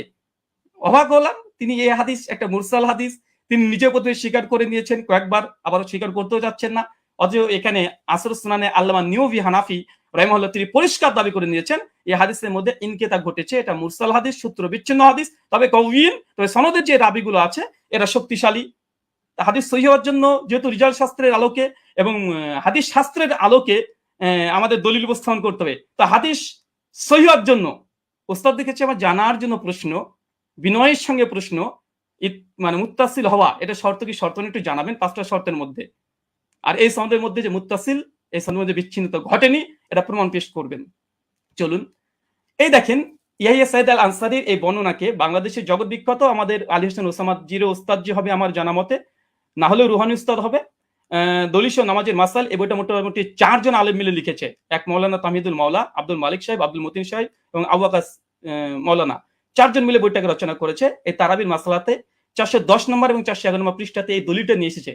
নিয়ে আসার পরে এই দলিলটাকে সামনে রেখে তিনি বলছেন যে মুসান্নাফের এই দলিলটা এই বর্ণনাটির সনদ সহিহ, তবে ইয়াহিয়া সাইদ যেহেতু হযরত ওমরের যুগ পাননি, আবার কার কাছ থেকে শুনেছেন তাও বলেনি, এই কারণে এটিকে মুনকাতি সূত্র বিচ্ছিন্ন বলা হয়। তার মানে আমাদের 4 জন সহ লেখা দলিল সহ নামাজের মাসাল এ বইটা, মানে আমরা 5 জনের মত পেয়ে গেলাম মোটামুটি, যে হানাফি ভাইদের এবং দেওবন্দীদের ঘরনারী এই সনদকে মুনকাতি সূত্র বিচ্ছিন্নটা স্বীকার করে নিয়েছে। যদি এরা যদি মূর্খ হয়, আল্লাহু আলম বিসব, হতে পারে, আমি এখানে কোনো কমেন্ট করব না। তারপরে তিনি ওসামা উস্তাদজি তিনি যে কথাগুলো বলেছেন, টেনে হিসড়ে হাদিসটাকে আবার মানে হাসান করার চেষ্টা করছে। তো মূল কথা, সনদের মধ্যে বিচ্ছিন্নতা ঘটেছে এবং হাদিসটার মধ্যে ইনকেতা ঘটেছে। আর বারবার উস্তাদজি বলছে হাদিসটা মুরসাল। আসলে হাদিসটা মুরসাল না, মুনকাতে। কারণ এই হাদিসটা মুরসাল হলে নাবির দিকে নিসবত হতো। যখন নবীর দিকে নিসবত না, এটা ওমরের দিকে নিসবত হয়েছে, যে ওমর আদেশ করেছে। তা হাদিসটা মুরসাল নয়, বরং এখানে ইনকেতা বলাটাই বেশি যৌক্তিক, মুনকাতি এই হাদিস। তার জন্য এখানে আরেকটা পয়েন্ট দেখে নিন। মুনকাতে হাদিসের ব্যাপারে উস্তাদজি অনেকগুলোই দলিল উপস্থাপন করলেন এবং বিভিন্ন আলিমদের ফতোয়া তিনি নকল করে বোঝানোর চেষ্টা করছিলেন বারবার, যে দেখেন মুনকাতে হাদিসকে অনেকে হাদিসে বা মুরসাল হাদিসকে অনেকেই সহি বলার চেষ্টা করছে, এমনকি শেখ আলবানিও বলার চেষ্টা করেছে, তিনি দলিল উপস্থাপন করেছেন। দেখেন, এটা তাইসুল মুস্তাহুল হাদিস, এটা হানাফি আলেম সকলেই মানে, এটা বাংলাদেশ থেকে কওমি ঘরানার তারাই ছাপিয়েছে বইটা, রকমারিতে অ্যাভেলেবেল পেয়ে যাবেন। এখানে দেখেন মুনকাতে হাদিসের উদাহরণ একটা দেওয়ার পরে বলছে মুনকাতে হাদিসের হুকুম কি, বলছে উলামায়ে কেরাম এ বিষয়ে একমত, মানে ইজমা দাবি করছে। বিলুপ্ত রাবি অবস্থা অজ্ঞতা থাকার কারণে মুনকাতে হাদিস জয়ীফ হিসেবে গণ্য। এখানে একটা সংক্ষিপ্ত সাধারণ শ্রোতার জন্য বলি, যে ইয়াহিয়া সাইদ আল কাত্তান তার ওমর বিন খাত্তাবের জামানায় পায়নি। ওমর বিন খাত্তাবের মৃত্যুর প্রায় 40 থেকে 50 বছর পর এই রাবি জন্মগ্রহণ করেছে। ওমর বিন খাত্তাব জামানায় পায়নি। তিনি কিভাবে বলে দিলেন যে ওমরের জামানাতে অমুক অমুক ব্যক্তি, আবার নাম উল্লেখ নেই যে কাকে নির্দেশ দিয়েছে, নাম উল্লেখ নেই হাদিসে, যে 20 ডাকাতের আদেশ করেছে।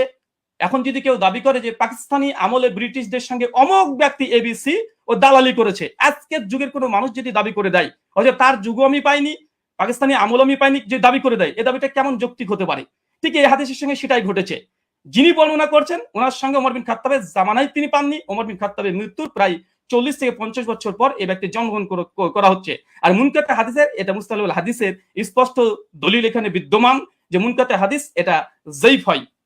আচ্ছা, এরপর একটা দেখেন, মুরসাল হাদিস বিষয়েও এই মুস্তালাহুল হাদিসের মধ্যে আসছে পরিষ্কার ভাবে। কি বলছে দেখেন, উসুলবিদের দৃষ্টিতে মুরসাল এর অর্থ ব্যাপক। তাদের নিকটে প্রতিটি মুনকাতি রিয়াওয়াত মুরসাল, মানে এটা ইস্তাহালি হিসাবে অনেকেই মুনকাতিকে মুরসাল ব্যবহার করে ইস্তাহাল হিসাবে, কিন্তু হুকুম হিসাবে নয়। এরপর বলছে দেখেন, সনদের যে কোনো স্তর থেকে রাবি বাদ পড়ুক না কেন, খতিব বাগদাদির অভিমত হচ্ছে এইটা। এরপরে হুকুম বলছে, কি বলছে দেখেন, যে প্রকৃতপক্ষে মুরসাল হাদিসের জয়ীফ। যদি উস্তাদজি এটা অস্বীকার করতেন না, এটা মুনকাতে হাদিস নয়, এটা মুরসাল হাদিস, যদি অস্বীকার করে দিয়েছিলেন, তাদের ঘর থেকে দেখা হচ্ছে হাদিসটা তারা মুনকাতে স্বীকার করে নিয়েছে। দৈশ নামাজের মাসালাতে মুনকাতে স্বীকার করেছে, আর আসার সুন্নাতে নিমবি তিনি মুরসাল স্বীকার করে নিয়েছেন। আচ্ছা, তারপরেও যদি ওসামা সাহেব বারবার এটাকে মুরসাল এটা অস্বীকার করেও এটা নিয়েই বারবার আলোচনা করে, মুরসাল হাদিসের ব্যাপারে হুকুম কি দিচ্ছে দেখেন, যে প্রকৃতপক্ষে মুরসাল হাদিসের জয়ীফ এবং বর্জনীয়, পরিষ্কার। আচ্ছা চলেন, এটা সহিহ মুসলিম মুকদ্দমা উঠে দেখবেন, এটা ইসলামিক সেন্টার থেকে ছাপানো, আরবিটাও আপনারা ভালোভাবে পড়তে পারবেন। এবং এখানে ইমাম মুসলিম রাহিমাহুল্লাহ তিনি পরিষ্কার মুরসাল হাদিসের একটা বাব কায়েম করেছে। বাব কায়েম করার পরে ইমাম মুসলিম সহিহ মুসলিম রচনার পূর্বে মুকদ্দমা শুধু উসুল হাদিস দিয়ে তিনি একদম পালাতে রেখেছেন। তার মধ্যে মুরসাল আলোচনা করতে গিয়ে তিনি বলছেন যে মুরসাল রিওয়ায়াত হাদিস সময়ের ব্যাপারে আমাদের মুহাদ্দিসদের, মানে মুহাদ্দিসগণের কেরামের অভিমত হচ্ছে মুরসাল হাদিস হুজ্জাত দলিল হিসেবে পরিগণিত হবে না। মানে কোন হাদিসের সনদের মধ্যে যদি বিচ্ছিন্ন ঘটে, যেটা আমাদের উস্তাদ যে আজকে দলিল পেশ করেছে, তাহলে সেটা কোনোভাবে হিসেবে গ্রহণযোগ্য নয়। সর্বশেষে বলছে ফলে তা মুরসাল হওয়ার সম্ভাবনায় আমাদের নিকটে হুজ্জত বা দলিল হিসেবে পরিগণিত হবে না। এবং ইমাম মুসলিম রাহিমাহুল্লাহ তিনি বলছেন মুরসাল হাদিস হোক, সনদ যদি বিচ্ছিন্ন ঘটে যায়, এই হাদিস সহিহ নয়, এটা বর্জনীয়, এটা যায়িফ, এটা মারদুদ। এবং হাদিস সহিহ অর্জন যে 5টা শর্ত, ইজমা আছে, এরপরে ইজমা দাবি করলাম, ইজমা আছে। প্রথম শর্ত হচ্ছে যে মুত্তাসিল হতে হবে। আচ্ছা, এখানে দেখেন উনি আলবানী রাহিমাহুল্লাহর এই সুলাইমান আর তাউসের একটা রিওয়ায়াত নিয়ে এসে বলছেন যে আলবানী দেখো তোমাদের ঘরে আলবানী একটা মুরসাল হাদিসকে হুজ্জাত গ্রহণ করে নিয়েছে। আমি একই টিট ফর ট্যাট দিয়ে দিলাম উস্তাদজিকে, যে দেখেন আপনাদের দলিল নামাজের মাসালে বইয়ে আহলে হাদিসদের একটা দলিল খণ্ডন করতে গিয়ে এখানে মৌলানা আব্দুল মালিক সাহেব, আব্দুল মতিন সাহেব এবং তামহিদুল মাওলা সাহেব, আরো 4 জন বড় বড় বিজ্ঞ ওলামা, তারা কি বলছে, এই হিসাবে সুলাইমান ও তাউসের মাঝে আরেকটি বিচ্ছিন্নতা সৃষ্টি হয়েছে, মানে সূত্র বিচ্ছিন্ন হয়েছে, যার কারণে হাদিসটা হাসান মানে সহি তদুর কিবা হাসান হওয়া দুষ্কর হয়ে পড়েছে। এটা আমাদের দেওবন্দি বাংলাদেশি ওলামা মাশায়েখ যারা আছেন, বিশেষ করে কওমি ঘরানার, তাদের যারা লিখেছে ওটা একদম সকলে মাথার ওপরে তারা। তা আলবানি যেমন দলিল দিয়েছিল, আমি পাল্টা একটা দলিল দিয়ে দিলাম। আচ্ছা, এই হচ্ছে। আচ্ছা, এখানে আরেকটা দলিল তিনি যেহেতু ইয়াহি সাইদ আল আনসারি থেকে একটা হাদিস মাত্র দিয়েছে, তবে বিন বাজ রাহিমাহুল্লাহ ফতোয়া পড়তে গিয়ে তিনি আরেকটা রিওয়ায়াত পেশ করেছেন, সেটা হচ্ছে ইয়াজিদ বিন রোমান থেকে। দেখেন 2 নম্বর যে দলিলটা দিয়েছে একই অবস্থা, ইয়াজিদ বিন রোমানের দলিলটাও এটাও ইনকেতা, সনদ বিচ্ছিন্ন হয়েছে। এবং আমার চ্যালেঞ্জ ছিল উস্তাদজিকে, বা আমার অনুরোধ ছিল যে উস্তাদজি এমন একটা দলিল পেশ করবেন যার মধ্যে কোনো বিচ্ছিন্নতা ঘটেনি, কোনো ইরসাল হয়নি, এবং এমন একটা হাদিস পেশ করলেন যে হাদিসে কাকে যে আদেশ করা হয়েছে তার নাম উল্লেখ নেই, অথচ মুয়াত্তা মালিক আলহামদুলিল্লাহ সনদের মধ্যে কোনো ইরসাল নেই, ইনকেতা ঘটেনি, সনদের মধ্যে কোনো রাবির উপরে জাররা পরিমাণে কোনো জারা নেই, সনদে কোন ব্যক্তিকে কোন সাহাবী ওমর বিন খাত্তাব 8 টাকা তারাবির আদেশ করেছে সেটাও মজুদ আছে আলহামদুলিল্লাহ। কিন্তু আমাদের উস্তাদজি 15 মিনিট সময় নিয়ে তিনি মাত্র একটা দলিল পেশ করেছেন, বিন বাজের ফতোয়াতে এই ইয়াজিদ বিন রোমানের এর অর্থে চলে এসেছে। এটাই একই অবস্থা। কি বলছেন দেখেন, দৈশা নামাজের মাসালাতেই বলছে, কি বলছে, এটিও একজন তাবির সাক্ষ্য, মুহাদ্দিসগণের পরিভাষা অনুযায়ী বা এটাকে মুনকাতি মুরসাল বলা হয়, কারণ ইয়াজিদ ইবনে রোমান হযরত ওমরের যুগ পাননি, একই সমস্যা, এটাকে যঈফ বলা উচিত নয়। তারপরে মাসলাকে হানাফির নিকটে যেহেতু মুরসাল হাদিস হুজ্জাত, যঈফ হাদিস হুজ্জাত, ফজিলতের ক্ষেত্রে যঈফ হাদিস হুজ্জাত, তার মানে এখান থেকে বোঝা গেল যে আহলে হাদিসরা যে দলিল পেশ করেছে আলহামদুলিল্লাহ এর মধ্যে কোনো বিচ্ছিন্নতা নেই। আমাদের হানাফি ভাইদের পক্ষ থেকে যে দলিলটা আমরা পেয়েছি প্রথম পর্বেই, কারণ প্রথম দলিল মানে মজবুত দলিল দেয় মানুষ, প্রথম যেটা দেয় সেটা মজবুতই দেয়, কিন্তু দুর্ভাগ্য সনদের মধ্যে বিচ্ছিন্নতা ঘটে গেছে, সনদের মধ্যে ইনকেতা ঘটে গেছে, মাকড়সার জালের মতো দুর্বল একটা সনদ দিয়ে এটাকে আজকে দাবি হিসাবে দলিল পেশ করা, ওস্তাদজির কাছে আমি বিষয়টা একটু কেমন ভাবে মনে হচ্ছে, যেটা কেমন ঘটে গেল যে প্রথম সনদেই এরকম একটা ঘটনা ঘটে যাবে। আচ্ছা, 2 নম্বর, আমার উস্তাদজি জাস্ট দুটো দলিলই পেশ করেছে তার প্রেজেন্টেশনে, দুটো দলিল এখানে আমি খণ্ডন করেছি। তাছাড়া তিনি আদার্স যে কথা না, তিনি তেমন কোনো কথা বলেনি, দুটো হাদিস নিয়ে, আর মুনকাতে হাদিস হুজ্জাত বা মুরসাল হাদিস হুজ্জাত তিনি এই বিষয়ে পরে কথা বলতে চেয়েছেন। আমিও দেখিয়েছি যে ইমাম মুসলিমের নিকটে মুরসাল মুনকাতে হাদিস মানে গ্রহণযোগ্য নয়। তাছাড়া দলিল নামাজের মাসালাতে স্বয়ং আব্দুল মতিন সাহেব একটা সূত্র বিচ্ছিন্ন হওয়ার কারণে আহলেসের একটা দলিলকে বাতিল ঘোষণা করে দিয়েছে, হাসান হওয়া দুষ্কর বলে দিয়েছে। আর তৃতীয়ত মুস্তালাহুল হাদিসের গ্রন্থে যেগুলো লেখা আছে যে মুনকাতে হাদিস বা মুরসাল হাদিস সূত্র বিচ্ছিন্নতা হওয়ার কারণে কার কাছ থেকে শুনেছে এটা যেহেতু আমাদের কাছে জানা নেই, এই জন্য এই হাদিসটা মুহাদ্দিসদের নিকটে এটা যঈফ, এটা মারদুদ। এবং আমি একটা প্রশ্ন করে দিয়েছি ওস্তাদ, যে এটা এড়িয়ে যাবেন না, যেহেতু এবার রিবার্টাল সেশন আপনার এড়িয়ে যাবেন না, 8টা প্রশ্ন আপনার মানে কাঁধের উপরে আছে, এবং যেই মানে আমি চেয়েছি যেমন ভাবে তলব করেছি দেওয়ার চেষ্টা করবেন, এবং হাদিস সহিহ হওয়ার জন্য সনদ মুত্তাসিল হওয়া প্রয়োজন কি প্রয়োজন না, এটা প্লিজ দিয়ে আলোচনা শুরু করবেন। আমি আবার আপনাকে 1.5 মিনিট আগে ছেড়ে দিলাম, কেন আপনি জাস্ট দুটো দলিল পেশ করেছেন। শুকরিয়া, ধন্যবাদ, জাযাকাল্লাহ খায়রান, বারাকাল্লাহ ফিকুম। জি ব্রাদার রাহুল হোসেন, আপনাকে অনেক অনেক ধন্যবাদ। খণ্ডন পর্বে আপনি আপনার প্রথম আলোচনাটি শেষ করেছেন, যথাসময়ে শেষ করেছেন এবং আগেই শেষ করেছেন। যেহেতু আমি চলে যাব খণ্ডনের দ্বিতীয় আলোচক যিনি মুফতি শেখ আলী হাসান ওসামা আপনার কাছে, এবং আপনি বললে আমি আপনার টাইমটা শুরু করে দেব। জি, একটু দর্শকদের উদ্দেশ্যে বলবো, দর্শক যারাই দেখছেন অবশ্যই প্রোগ্রামটি শেয়ার করে অন্যকে দেখার জন্য সুযোগ করে দিবেন ইনশাআল্লাহ। জি, আলী হাসান ওসামা আপনার কাছে যাচ্ছি, আপনি বললে আমি টাইমটা শুরু করব। জি, শোনা যাচ্ছে আমাকে? হ্যাঁ, আপনাকে ক্লিয়ার শোনা যাচ্ছে। আচ্ছা, জি, শুরু করতে পারেন। জি, 7, 8, 9, 10 সেকেন্ড। জি, ওকে। হামিদান ওয়া মুসাল্লিয়ান ওয়া মুসাল্লিমা আম্মা বাদ। শাস্ত্রীয় ব্যক্তি ছাড়া আসলে শাস্ত্রীয় আলোচনাটা একটু জটিল ব্যাপারই, যে যতটুকু পরে তার আলোকে গোটা দুনিয়াটাকে মূল্যায়ন করে। তো আমরা যে আলোচনাগুলো করেছি সবগুলো শাস্ত্রীয় মূলনীতিকে উনি এড়িয়ে গিয়ে আমাদের ব্রাদার রাহুল ভাই তিনি হলো অন্যান্য এদিক সেদিকের কথা টেনে, এবং মজার একটা ব্যাপার হলো উনি কি বলবেন আমরা মোটামুটি সবই এক থেকে আইডিয়া করতে পেরেছি, লেকিন আমি যেগুলো বলেছি এটা হয়তো ওনার আনকমন পড়ে গেছে, উনি যার কারণে বিষয়গুলো স্কিপ করে গেছেন। হাতে সময় ছিল তিনি খণ্ডন করতে পারতেন, তো কি কি স্কিপ করেছেন আর এই খণ্ডন পর্বে যে অসঙ্গতি গুলো বলেছেন এটা নিয়ে তো আমি নেক্সট পর্বে আলোচনা করবো। আগে ওনার কেস প্রেজেন্টেশনের মধ্যে উনি যে কথাগুলো বলেছেন আমরা সেটার মূল্যায়নে আসি। একটা কথা তো তিনি গর্বের সাথে বললেন যে হাদিস সহিহ হওয়ার জন্য 5টা শর্তের ব্যাপারে ইজমা আছে, যে অবশ্যই একমত, ইজমা আছে।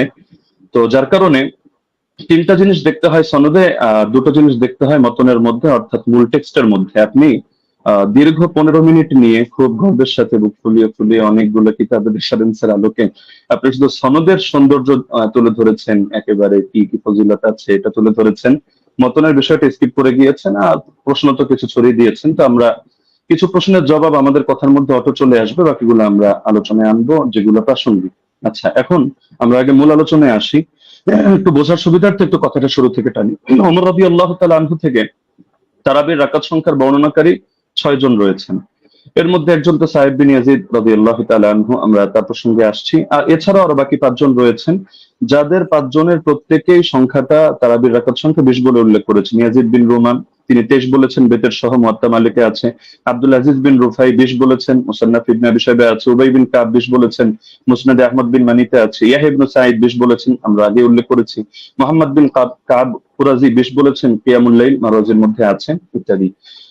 এখন বাকি থাকলো শুধু সাহেব বিন ইয়াজিদের কথা। সাহেব বিন ইয়াজিদ থেকে তার 3 জন শাগরেদ এই বিষয়ক হাদিস বর্ণনা করেছেন।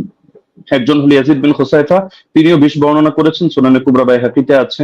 দ্বিতীয় হারিস বিন আব্দুর রহমান বিন আবি যুবাব, তিনি 23 বর্ণনা করেছেন, অর্থাৎ বেতের সহ, এটা মুসান্নাফে আব্দুর রাজ্জাকে আছে। আর 3 নম্বর হলো মোহাম্মদ বিন ইউসুফ, যে সূত্রটা টেনে তিনি গর্বের সাথে বলেছেন যে একমাত্র আমরা একটা দলিল দিলাম, বাকি দলিলগুলো আমরা পরে আনবো। বাস্তব কথা হলো ওমর রাদিয়াল্লাহু আনহু 11-র আদেশ করেছেন এই মর্মে, অন্য কোনো বিশুদ্ধ দলিল তিনি আদৌ আনতে পারবেন কিনা এটাই চিন্তার বিষয়। তো এখন যে মোহাম্মদ বিন ইউসুফ সূত্রে তিনি আনলেন, সেই মোহাম্মদ বিন ইউসুফ থেকে এই সংক্রান্ত হাদিসটা বর্ণনা করেছেন 5 জন। এখন 5 জনের মধ্যে রেওয়ায়েতে কারোর সাথে কারোর মিল নেই, এক একজন এক এক ভাবে রেওয়ায়েত করেছেন। এর মধ্যে সবচেয়ে মজার বিষয় হলো তিনি যে সনদটা এনেছেন, এখানে তো ইমাম মালিক রাহমাতুল্লাহ আলাইহি তার সূত্রে বয়ান করেছেন 11 রাকাত, এরকম আরো 2-1টা বর্ণনা আছে। কিন্তু দেখা যাচ্ছে মোহাম্মদ বিন ইসহাক রাহমাতুল্লাহ আলাইহি তিনি বর্ণনা করেছেন এই মোহাম্মদ বিন ইউসুফ থেকে 13 রাকাতের কথা, যেটা মুসনাদে আহমদ বিন মানিতে আছে। এছাড়া দাউদ বিন কায়েস রাহমাতুল্লাহ আলাইহি তিনি এবং আরো অনেকে 21 রাকাতের কথা বর্ণনা করেছেন, যেটা মুসান্নাফে আব্দুর রাজ্জাকে বিশুদ্ধ সনদে আছে। যদি এটা সনদ নিয়ে চ্যালেঞ্জ করেন আমরা তাহলে সনদের আলোচনায় আসবো। তো দেখা যাচ্ছে মতনের মধ্যে মিল নেই, মতনের মধ্যে এখানে সমস্যা বিদ্যমান। সব শাগরেদরা বলছে একভাবে, কিন্তু মোহাম্মদ বিন ইউসুফ থেকে এসে দেখা যাচ্ছে যে এখানে সনদের মধ্যে যদিও যারা বয়ান করেছেন সনদের বিশুদ্ধতা আছে, এটা নিয়ে আমি আপত্তি করছি না, কিন্তু হাদিস সহিহ হওয়ার জন্য যদি 5টা শর্ত, শুধু সনদ ঠিক থাকলে হবে না। এমন বহুত হাদিস আছে সনদ সুন্দর, কিন্তু তার ইসের মধ্যে, মতনের মধ্যে সমস্যা আছে। তো এখানে মতনের মধ্যে যে ঝামেলাটা হয়েছে এটাকে ইস্তেরাব বলে। ইস্তেরাব মানে হলো যে কোথায় 21 রাকাতের কথা আর কোথায় হলো 11 রাকাতের কথা, আবার কোথায় 13 রাকাতের কথা। যদিও 13 নিয়ে একটা ব্যাখ্যা ওনারা দাঁড় করানোর চেষ্টা করেন ধারণা প্রসূত ভাবে, তো সেটা আপাতত বাদই দিলাম। তো 21 রাকাত আর 11 রাকাত সম্পূর্ণ ভিন্ন কথা, কিন্তু মূল বর্ণনাকারী একজন। তো এখন হাদিসের মধ্যে যদি ইস্তেরাব করে দেওয়া হয় তাহলে হাদিসটা দুর্বল হয়ে যায়। এটা তাদরিবুর রাওয়ী বিশারহি তাকরিবুন নাওয়াবী পৃষ্ঠা 133 এর মধ্যে স্পষ্টভাবে লেখা আছে, ইস্তেরাব ইউজিবু দাফাল হাদিস। তাহলে স্পষ্ট এটা যে এখানে বর্ণনাকারী যারা রয়েছেন তারা যদিও সহি মানের, কিন্তু মতনের মধ্যে মুস্তারিব ইস্তেরাব থাকার কারণে হাদিসটা গর্বের সাথে যদিও সহি বলার চেষ্টা করছেন, কিন্তু হাদিসটা মতনগত কারণে এটা সহি না, বরঞ্চ এটা যায়িফ হাদিস। এটা হেলাউ সুনানের মধ্যে 7ম খন্ড 145 146 স্পষ্টভাবে লম্বা চওড়া আলাপ আছে। শেখ জাফর আহমদ উসমানী রাহমাতুল্লাহ আলাইহি লিখেছেন, হাদা আসারুল মুস্তারিবুল মাতনি উখতুলিফা ফীহি আলা মুহাম্মদ ইবনে ইউসুফ। বলতে বলতে তিনি গিয়ে শেষে জানাচ্ছেন, ওয়াহাদা ইখতিলাফুন ইউসকিতুল ইহতিজাজ বিল আসার। এই জাতীয় ইখতিলাফ থাকলে এটা আসর দিয়ে আর দলিল দেওয়া যায় না, এটা দলিল অযোগ্য হয়ে যায়। তো এখানে ভুলটা কে করেছেন? ভুলটা মূলত ইমাম মালিকও করেননি, ইয়াহইয়া বিন সাঈদ ফাত্তানও করেননি। ভুলটা হয়েছে এখানে, অসঙ্গতিটা প্রকাশ পেয়েছে মোহাম্মদ বিন ইউসুফ থেকে। যদিও তিনি উচ্চ পর্যায়ের রাবী, কোনো সন্দেহ নেই, কিন্তু এক এক সময় তিনি এক এক ভাবে বয়ান করেছেন। তো যার কারণে জিনিসটা এটা দুর্বলের প্রমাণিত হয়ে গিয়েছে। আচ্ছা, দ্বিতীয় পয়েন্ট হলো যে হাদিসের বর্ণনাকারী যারা, তাদের আমলই তো এর খেলাফ। ইমাম মালিক রাহমাতুল্লাহ আলাইহির আমল দেখা যাচ্ছে যে তিনি 8 রাকাতের পক্ষে না। সাহেব বিন ইয়াজিদ তার আমলও এর খেলাফ। একইভাবে যাকে আদেশ করেছেন বলে তিনি উল্লেখ করলেন যে দুজনের নামের মধ্যে উবাই বিন কাব রয়েছে, উবাই বিন কাবের ব্যাপারেও আছে যে না, তার আমলও এর খেলাফ। ইমাম মালিক রাহমাতুল্লাহ আলাইহি প্রসঙ্গে লম্বচড় আলোচনা করা যাবে তার মাযহাবের সরাসরি তার শাগরেদদের রেফারেন্স দিয়ে। এবং এর বাইরে যে মতগুলো প্রচারিত আছে, মূলত আমি সহজে বলে দিই যে তার থেকে 2টা মত আছে, এক হলো 20 রাকাতের কথা, এক হলো 36 রাকাতের কথা। 20 রাকাতের কথা ইমাম ইবনে আব্দুল বার রাহমাতুল্লাহ আলাইহি নকল করেছেন, এবং তার মাযহাবের কোন কোন কিতাব যেমন দুসুকের মধ্যে আনোয়ারে সাতিয়ার মধ্যে এটা আছে। বাকি 36 রাকাতের কথাটাই তার থেকে সবচেয়ে বেশি প্রসিদ্ধ এবং মুতাবার। তাহলে দেখা যাচ্ছে যে তার আমলের ব্যতিক্রম। এটা বিদায়াতুল মুস্তাহিদ 1 নম্বর খণ্ড 214 নম্বর পৃষ্ঠা উদাহরণ হিসেবে দেখা যেতে পারে। আরো প্রচুর রেফারেন্স আছে, প্রয়োজন হলে আমরা দেব। আচ্ছা, দ্বিতীয়ত হলো সাইদ বিন ইয়াজিদের আমল যে খেলাফ, এটা হলো বাইহাকি মারিফাতুস সুনান ওয়াল আসার কিতাবে 4th খণ্ড 42 নম্বর পৃষ্ঠা 5409 নম্বর রিওয়ায়েতে আছে। عن سعيد بن يزيد قال كنا نقوم في زمان عمر بن الخطاب ب20 ركعة والوتر। আমরা ওমরের জামানায় 20 রাকাত তারাবি পড়তাম এবং আমরা বেতন নামাজ আদায় করতাম। তাহলে দেখা যাচ্ছে তার আমলও এর খেলাফ। একইভাবে যাকে আদেশ করলেন সে উবাই বিন কাবের আমলও ছিল এর খেলাফ। এটা আল হাদিসুল মুখতারা জিয়া মাকদিসের গ্রন্থ 1161 নম্বর রিওয়ায়াত, সেখানে স্পষ্ট আছে আন উবাই ইবনে কাব আন্না উমারা আমারা উবাইয়ান আন ইউসাল্লিয়া বিন নাস ফি রমাদান। এই হাদিসের শেষে গিয়ে স্পষ্ট আছে ফাসাল্লা বিহিম 20 রাকাতান, তিনি মানুষদেরকে নিয়ে 20 রাকাত নামাজ আদায় করলেন। তাহলে এটা তো সম্ভব না, খলিফা তাকে আদেশ দিবে একটা আর তিনি খলিফার আদেশ লঙ্ঘন করে করবেন আরেকটা। তার মানে খলিফার আদেশই ছিল 20 রাকাত। তবে এটা মোহাম্মদ বিন ইউসুফ বলতে গিয়ে একাধিক জায়গায় এক এক রকম বলেছেন, এক জায়গায় তার থেকে কখনো 11 রাকাতের কথা এসেছে। আচ্ছা, মুসান্নাফে আব্দুর রাজ্জাক গ্রন্থের মধ্যে উবাই বিন কাবের এই রিওয়ায়াত আছে 7730 নম্বর হাদিস। সেখানেও দেখা যাচ্ছে যে আন্না উমর জামা আন-নাস ফি রমাদান আলা উবাই ইবনে কাব ওয়া আলা তামিম আদ-দারি আলা 21 রাকাতান। ওমর রাদিয়াল্লাহু আনহু উবাই বিন কাব এবং তামিম দারিকে মানুষকে নামাজ পড়ানোর দায়িত্ব দিয়েছেন 11 রাকাত 21 রাকাত। তাহলে এখানেও দেখা যাচ্ছে যে দাবিগুলো মিলছে না। তো এই জিনিসটা ব্রাদার রাহুল মানুক বা না মানুক ইমাম ইবনে তাইমিয়া রাহিমাহুল্লাহ মেনে নিয়েছেন। ثبت أن أبي بن كعب كان يقوم بالناس 20 ركعة في قيام رمضان ويوتر بثلاث। এটা প্রমাণিত যে উবাই বিন কাব রাদিয়াল্লাহু আনহু তিনি মানুষদেরকে নিয়ে রমাদানুল মুবারকের তারাবিতে 20 রাকাত নামাজ পড়তেন এবং 3 রাকাত বেতের আদায় করতেন। তাহলে ইমাম ইবনে তাইমিয়া রাহিমাহুল্লাহর বক্তব্য দ্বারা স্পষ্ট হয়ে যাচ্ছে। তো একটা মূলনীতি হলো, যদি বর্ণনাকারীর আমল তার বর্ণনার খেলাফ হয় তাহলে এর দ্বারা বোঝা যায় যে বর্ণনাটি আসলে এতে দুর্বলতা রয়ে গিয়েছে। আমলুর রাওয়ি আও ফাতওয়াহু বিখিলাফিল হাদিস আল্লাযী রাওয়াহু ইসকিতুল ইহতিজাজ বিল হাদিস। এটা আমরা যেহেতু সময় কম আমরা শুধু রেফারেন্স গুলো দিয়ে দিচ্ছি, আপনারা ক্রস চেক দিয়ে নিতে পারেন। কাশফুল আসরার 3 নম্বর খণ্ড 63 পৃষ্ঠা, উসুলুস সারাখসি 2 নম্বর খণ্ড 5 নম্বর পৃষ্ঠা, আল কাফি 3 নম্বর খণ্ড 1354 পৃষ্ঠা, আল ফুসুল ফিল উসুল 3 নম্বর খণ্ড 203 নম্বর পৃষ্ঠা, আত তাকরীর ওয়া তাহদীব 2 নম্বর খণ্ড 266 পৃষ্ঠা, আত তাওবীহ 2 নম্বর খণ্ড 25 নম্বর পৃষ্ঠা, ফাওয়াতিহুর রাহমুদ 2 163, কাওয়াইদ ফি উলুমিল হাদিস 202 নম্বর পৃষ্ঠা, শারহুল মানাব 661, আল বাহরুল মুহিত 3 নম্বর খণ্ড 246 পৃষ্ঠা, আল ইহকাম বিল আমিদি 2 নম্বর খণ্ড 165 নম্বর পৃষ্ঠা। এমনকি গায়রে মুকাল্লিদ আলেম শেখ ইব্রাহিম শিয়ালকোটি রাহিমাহুল্লাহ তিনিও এটা স্পষ্ট স্বীকার করেছেন ইনারাতুল মাসাবি গ্রন্থে, যেটা তারাবি শীর্ষক 29 নম্বর পৃষ্ঠায়। अगर रावी का अमल उसकी रिवायत के खिलाफ हो तो उसकी रिवायत काबिल अमल ना होगी। स्पष्ट কথা। 3 নম্বর পয়েন্ট হলো 20 রাকাত তারাবির বিষয়টা তো উম্মতের তাআমুল, উম্মতের ঐকমত্যের দ্বারা প্রমাণিত। তো সুতরাং যদি আমরা তর্কের খাতিরে, এটা তো আমরা দেখালাম যে আসলে ওনার মতনের সমস্যার কারণে ওনার হাদিসটা যতই মুয়াত্তা মালিক বলুক আর যে কিতাবের নামে বলুক, কিন্তু মুয়াত্তা মালিক হওয়ার মানে তো এটা না যে প্রতিটা হাদিসের কোন জায়গায় কোন ধরনের কোন অসঙ্গতি নেই, কোথাও কোনো মতনের মধ্যে ইস্তেরাব নেই, এমন কথা কেউ দাবি করার সুযোগও নেই। তো যদি কেউ দাবি করেও থাকে যে তিনি একসময় 11 রাকাত আদেশ করেছিলেন তর্কের খাতিরে মানলেও, তাহলে ইমামরা ব্যাখ্যা দিয়ে গিয়েছেন। যেমন ইমাম ইবনে আব্দুল বার মালিক রাহমাতুল্লাহ আলাইহি ব্যাখ্যা দিয়েছেন যে এটা মানসুখ। শুরুতে হয়তো তিনি 11 রাকাতে দিয়েছিলেন, এরপর তিনি 21 রাকাতের কথা বলেছেন। এটা আল ইস্তিযকার 2 নম্বর খণ্ড 68 নম্বর পৃষ্ঠায় আছে। একইভাবে ইমাম বাজি রাহিমাহুল্লাহ তার মন্তব্য একই, আল মুনতাকা 2 নম্বর খণ্ড 208 নম্বর পৃষ্ঠা। ইমাম আদাউই, ইমাম ইবনে হাবিব তারাও বলে গিয়েছেন, যেটা হাশিয়াতুল আদাউই আলা কিফায়াতুত তালিব 1 নম্বর খণ্ড 353 নম্বর পৃষ্ঠার মধ্যে বিদ্যমান আছে। মজার বিষয় হলো এই কারণেই ব্রাদার রাহুল যে মত পোষণ করুক না কেন, 4 মাযহাবের কেউই 8 রাকাত সুন্নাত হওয়ার ফতোয়া প্রদান করেননি। তো যার কারণে 4 মাযহাবের 4 ইমাম যখন আপনারা 20 রাকাতের মতামত দিচ্ছেন, বিশেষ করে ইমাম মালিক থেকে 2টা মত আছে, 20 আছে 130 আছে, লেকিন এটা তো স্পষ্ট 8 এর কথা কেউ বলছেন না। এবং 8 এর নামে যেটা চালানো হয় সালাফি ভাইরা কেউ কেউ চালায়, তো সেটা প্রমাণিত না। কেন প্রমাণিত না এটা যদি চ্যালেঞ্জ করে আমরা উনি সেই রেফারেন্স টানলে জবাবে আসবো, না হলে শুধু শুধু জবাব দিয়ে সময় বাড়িয়ে লাভ নেই। তো মূলনীতি হলো ইমাম ইবনে রাজব হাম্বলি রাহমাতুল্লাহ আলাইহি লিখেছেন তার ফাদলুল ইলমিস সালাফ আলা ইলমিল খালাফ পৃষ্ঠা 83 এর মধ্যে, فأما ما اتفق على تركه فلا يجوز العمل به لأنهم ما تركوه إلا على علم أنه لا يعمل به।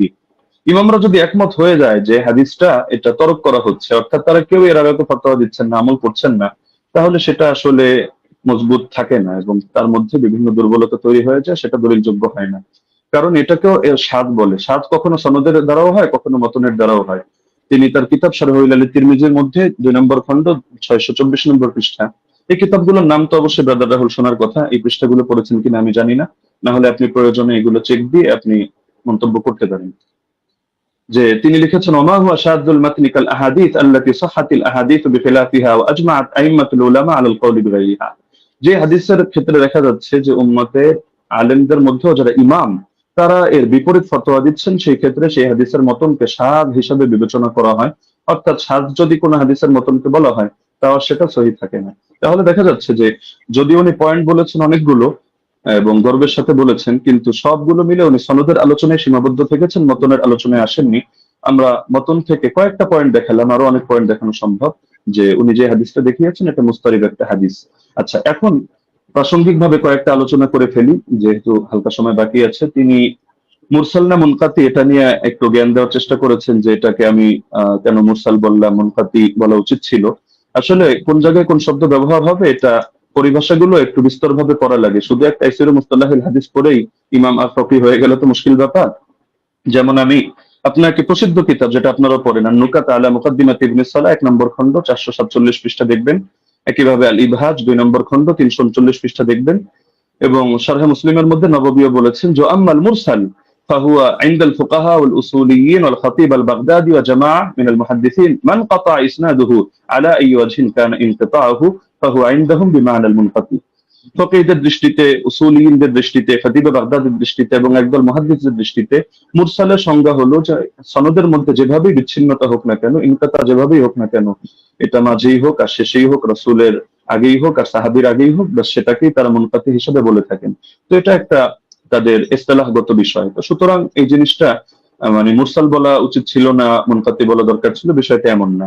আচ্ছা, উনি যে নিমাউই রাহিমাহুল্লাহর হাওয়ালা দিলেন আথার সুনান থেকে, উনি আরবি যেহেতু পড়তে পারেন টুকটাক, উনি তো এটা দেখার কথা যে ইমাম নিমাউই রাহিমাহুল্লাহ তিনি শুধু এতটুকুই বলেন নাই যে হাযা মুরসালুন কাওয়ি, যে হাদিসটা মুরসাল, হাদিস শক্তিশালী, বরং যেই মূলনীতিটা আমরা এনেছি ইমাম ইরাকির হাওয়ালায়, যে তাবেঈ যদি সাহাবীর থেকে কোনো ঘটনা বয়ান করে যেটা তার জামানায় জারি ছিল, তাহলে সেটাকে বাহ্যিকভাবে মুরসাল ধরা হলেও কিন্তু হুকুমের বিবেচনায় মুত্তাসিল ধরা হয়। আমরা তো আলোচনা করছি শাস্ত্রীয় মূলনীতির আলোকে হুকুম প্রসঙ্গে। তো এই মূলনীতিটা আপনি যে কিতাবের হাওয়ালা দিলেন এবং মজার বিষয় যে স্ক্রিনশট দিলেন, আপনি এটাই যদি ভালো করে দেখেন টিকার মধ্যে খুঁজে পাবেন।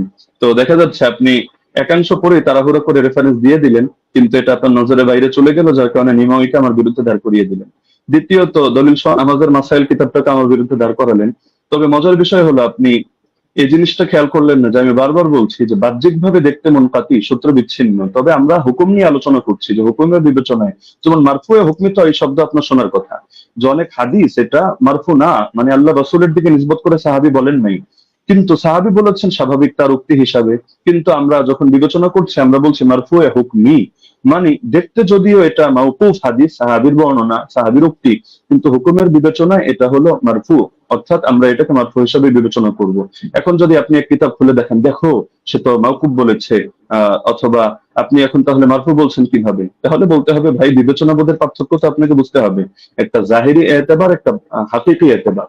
জাহিরি বিবেচনায় হাদিসটাকে আপনার মুনকাতি মনে হতে পারে, কিন্তু আপনি শাস্ত্রের কথায় যখন আসবেন, শিরোনামে যেহেতু শাস্ত্রীয় আলোচনা, তো আপনি শাস্ত্র দিয়ে দেখতে হলে আপনি শাস্ত্রের মূলনীতির আলোকে তো বিবেচনা করতে হবে, না হলে মূলনীতিকে চ্যালেঞ্জ করেন। আপনি অমুক কিতাবে এটা আছে, তমুক কিতাবে এটা আছে, শুধু এতটুকু বললে যথেষ্ট না, আপনাকে মাথায় রাখতে হবে একটা শাস্ত্র পরিগণিত হয় টোটাল পুরো বিষয়টাকে সামনে রেখে। কোরআনের এক আয়াত আর এক আয়াতের তাফসীর হয়, না হলে আপনি এক আয়াত দিয়ে মতকেও বৈধ করে দিতে পারবেন, আর এক আয়াত দিয়ে জিহাদকেও নিষিদ্ধ করে সব জায়গায় সবরের আদেশ দিতে পারবেন, কিন্তু পুরো সামগ্রিক ভান্ডারকে, শাস্ত্রকে সামনে রেখে আপনার সিদ্ধান্তে আসতে হবে। এই জিনিসটা যদি না বোঝেন, তাহলে শুধু আবেগী কিছু কথা বলবেন বা একটু ইমোশনাল কিছু লেকচার হবে, লেকিন এর দ্বারা শাস্ত্রীয় কোনো কথা হবে না। তো যেহেতু সারা দেশ এটা দেখছে এবং আলেম ওলামা, তালিবুল ইলম সবাই মূল্যায়ন করছে, সুতরাং আমার অনুরোধ থাকবে নেক্সট পর্বে আপনি শাস্ত্রীয় আলোকে এই মূলনীতিগুলো চ্যালেঞ্জ করেন। ধন্যবাদ, জাযাকাল্লাহ। আমি কারেক্ট টাইম শেষ করলাম। জি, মোহতরম আলী হাসান ওসমান, আপনাকে অনেক অনেক ধন্যবাদ। আমি আরেকটি জিনিস আপনাদেরকে মনে করিয়ে দিতে চাই, যে আপনাদের জন্য আমাদের পক্ষ থেকে 2 মিনিট সময় ছিল বা আছে। আরেকটি খণ্ডন পর্ব আছে, আপনারা চাইলে 2 মিনিট আপনারা ব্যবহার করতে পারেন।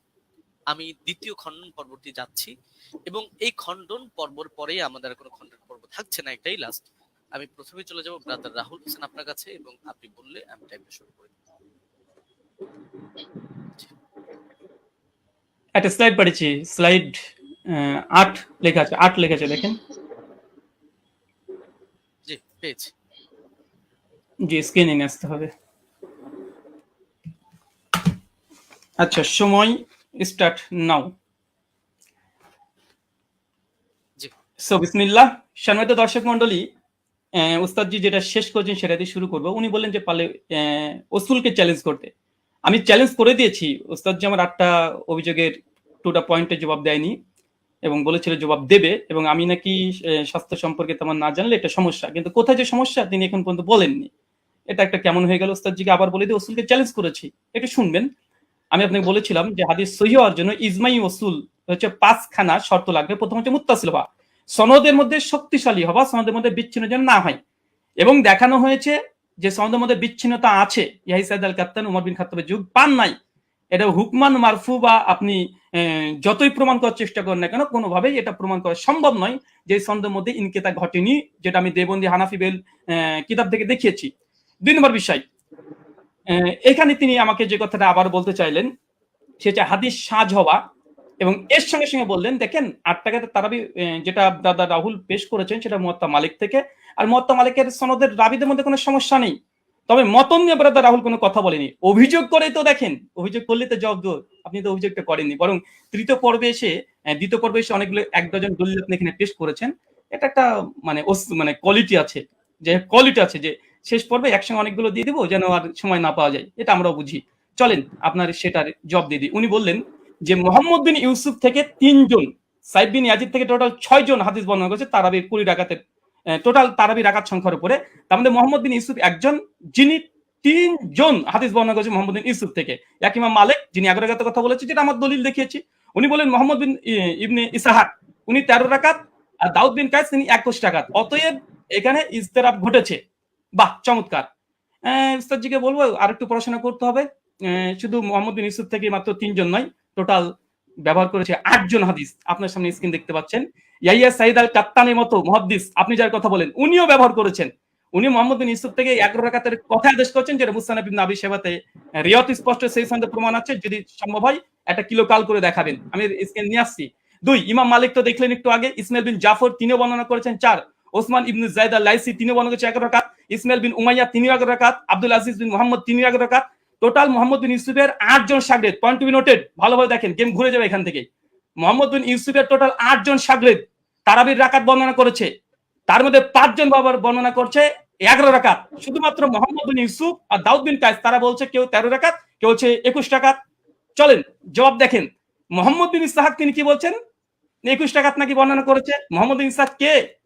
হানাফিদের বই তাজালিয়াতের শাবদার দেওবন্দি মুনাজিরের নাকি ইসলাম তাজালিয়াতের শাবদার 5ম খণ্ডের 311 পৃষ্ঠায় পরিষ্কার বলছে মোহাম্মদ বিন ইসহাক ইমাম মালিক তাকে দাজ্জাল বলেছে, কাযযাব বলেছে, মিথ্যুক বলেছে। হানাফিদের নিকটে মোহাম্মদ বিন ইসহাক তিনি কাযযাব, মিথ্যুক, মানে তাদের উসুল দিয়ে হাদিস জাল পর্যন্ত বলা যায়। কেন সনদের মধ্যে এই মোহাম্মদ বিন ইসহাক যিনি আছেন ইনি কাযযাব, যিনি 21 রাকাত বর্ণনা করেছে মোহাম্মদ বিন ইউসুফ থেকে। তাই মোহাম্মদ বিন ইউসুফের 5 জন শাগরেদ বলছে 11 রাকাত, আর একজন কাযযাব রাবী দেওবন্দীদের দাবি অনুযায়ী তিনি বলছেন যে না 13 রাকাত। অতএব এই হাদিস সহিহ নয়, এটা হানাফিদের উসুল্লাহ প্রমাণিত। চলেন এটা যদি সন্তুষ্ট না হয়, দলিল সহ নামাজের মাসাইল 144 নম্বর পৃষ্ঠাতে মাওলানা আব্দুল মতিন সাহেব তিনিও এখানে এই 21 রাকাতে বর্ণনাকারী যিনি আছেন তার নাম মোহাম্মদ ইবনে ইসহাককে যঈফ এবং দুর্বল বলছে। স্ক্রিন আপনার সামনে লক্ষ্য করেন। 3 নাম্বার, জাস্টিস তাকি উসমানী একটা উসুল দিয়েছে, আলহামদুলিল্লাহ উসুল দিয়েছে। উসুলকে চ্যালেঞ্জ করেন, তাকি উসমানী রসুলকে চ্যালেঞ্জ করেন। কি বলছে দেখেন, দারসে তিনি 2 খণ্ডের 93 পৃষ্ঠা তিনি বলছেন মোহাম্মদ ইবনে ইসহাক রাহিমাহুল্লাহ মাকহুলের ছাত্র, তার সম্পর্কে পেছনে বলা হয়েছে যে তার একক বর্ণনা সন্দেহযুক্ত। তাহলে মোহাম্মদ বিন ইউসুফ যদি একাকী কোনো রিয়াত বর্ণনা করে সেটা সন্দেহযুক্ত। আর তাজালিয়াতের শাবদারে বলছে মোহাম্মদ বিন ইসহাক হচ্ছে কাযযাব, যিনি 21 রাকাতে বর্ণনা করেছে। তাই ইমাম মালিক যে 11 রাকাতে বর্ণনা করেছে এটাই সহিহ, বরং মোহাম্মদ বিন ইসহাকের 13 রাকাতে বর্ণনা এটাই সহিহ। কোথা থেকে কি দিয়ে দিয়েছে চলেন এরপর কি বলছেন। দাউদ বিন কায়েসের হাদিস দিয়ে তিনি ইজতিরাবের দাবি করেছে। ওই উস্তাদজিকে আমি প্রথম পর্বে চ্যালেঞ্জ করেছিলাম যে ইজতিরাবের সংজ্ঞা কি পেশ করবেন, আর সেই সংজ্ঞাকে সামনে রেখে এই হাদিসকে আপনাকে ইজতিরাব দাবি করতে হবে। কারণ ইজতিরাবের একটা সংজ্ঞার মধ্যে এটাও পড়ে যে দুটো হাদিস সেম সমপরিমাণের সহিহ হতে হবে, চেন অফ ন্যারেশন। মুয়াত্তা মালিকের যে গোল্ডেন চেন সিলসিলাতুল জাহাব একটা দলিল পেশ করেন, আলহামদুলিল্লাহ এখন মতো আসবে না। আমার তো উস্তাদজি প্রথম থেকে তিনি মুনকাতে হাদিস জয়ীফ মুনকাতে দলিল পেশ করছে, একটা মুত্তাসিল পারছেন না। মুয়াত্তা মালিকের মতো একটা দলিল দিতে পারছেন না উস্তাদজি। 15-30 মিনিট শেষ হয়ে গেল, মাত্র 15টা মিনিট আছে। একটা মুয়াত্তা মালিকের মতো গোল্ডেন চেন বারবার এই মুনকাতে সনদ দিয়ে দিচ্ছেন। চলেন তারপর দেখেন দাউদ বিন কায়েসের এখানে বলছে কি যে দাউদ বিন কায়েসের ইহদা ইশরিন যে এখানে 21 টাকাতে বর্ণনা আছে, হ্যাঁ আছে। দাউদ বিন কায়েসের এই হাদিস শুধু দাউদ বিন কায়েস একা এক জায়গায় বর্ণনা করেনি, এবং দাউদ বিন কায়েস এই হাদিস আরেকজন শাগরেদ, দেখেন একই সনদ, এর ইমাম ফারাবির কিতাবুস সিয়াম 175 নম্বর হাদিস। এই 175 নম্বর হাদিসে ওমর বিন খাত্তাব তারাবি জামাত করেছে, এখানে রাকাতের সংখ্যা উল্লেখ নেই। আর এইখানে দেখেন মুসান্নাফ আব্দুর রাজ্জাক উসমান সাহেব যে দলিল পেশ করেছে 21 রাকাতের, এই 21 টাকা যদি হয়েও যায়, এখানে ওমর যে আদেশ করেছে দাউদ বিন কায়েসের বর্ণনাতে নেই। কিসের ইস্তেরাব? দাউদ বিন কায়েসের রিওয়াতে এখানে যে আদেশ করেছে, নির্দেশ দিয়েছে ওমর, নাই। ওমরের জামানায় পড়তো, কে পড়তো, কারা পড়তো, কে আদেশ করেছে, ওমর কি তাকে নির্দেশ করেছে, কিচ্ছু নাই। তাই ইস্তেরাব হওয়ার জন্য মতনের মোটামুটি সরাসরি কন্ট্রাডিকশন থাকতে হয়, সরাসরি কন্ট্রাডিকশন থাকতে হয়, অথবা দুটো মতন এমন সনদ এমন শক্তিশালী পর্যায়ের যেগুলো তাকবির দেওয়া সম্ভব নয়। এখানে 21 টাকাতে যে দাউদ বিন কায়েসের দুইজন এক জায়গাতে তিনি বর্ণনা করছেন, কোন রাকাত সংখ্যা তিনি বর্ণনা করছেন না।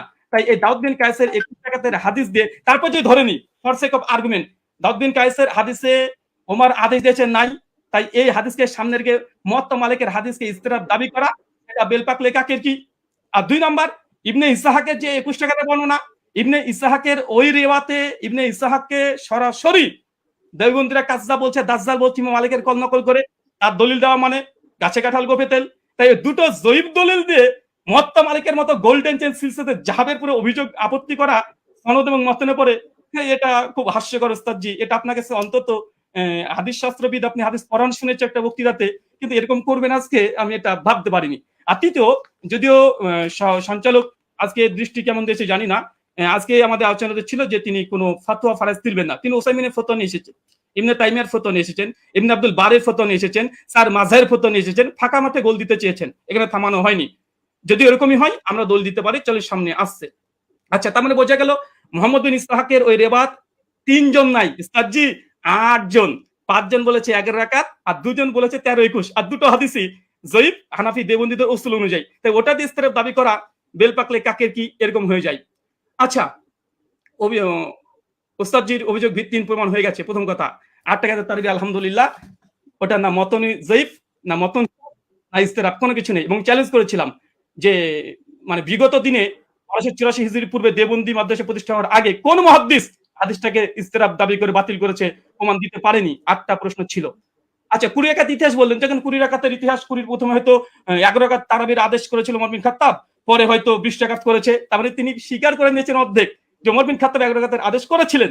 আলহামদুলিল্লাহ। অনেকে বলে যে ছিলই না, কোনোদিনই ছিল না। 1984 প্রথম দাবি। দলিল নামাজের মাসালে কি বলছে দেখেন, ওমর বিন খাত্তাব 11 রাকাত তারাবির আদেশ করেছে, পরবর্তী সময় মানুষেরা 20 রাকাত পড়েছে, ওমরের আদেশে পড়েছে, দেখাতে পারবেন ইনশাআল্লাহ। দেখা দলিল নামাজের মাসালেও তো আছে, ইমাম বাইহাকির ওই কলটা নকল করেছে, যেটা উস্তাদজি ওমর বিন খাত্তাব 11 রাকাতের আদেশ করেছিলেন, কিন্তু পরবর্তী সময়ে কিরাত ভারী হওয়ার কারণে তার রাকাত সংখ্যাকে বাড়িয়ে দিলেন, কিরাতকে কমিয়ে দিলেন। তো মানুষজন, জনগণ তারা ওমরের আদেশে নয়, ওমরের আদেশে নয়, কে বা কারা তারা 20 টাকা চালু করেছিল ওমরের জামানায়, কিন্তু ওমরের আদেশে নাই। ওমরের আদেশে কত রাকাত?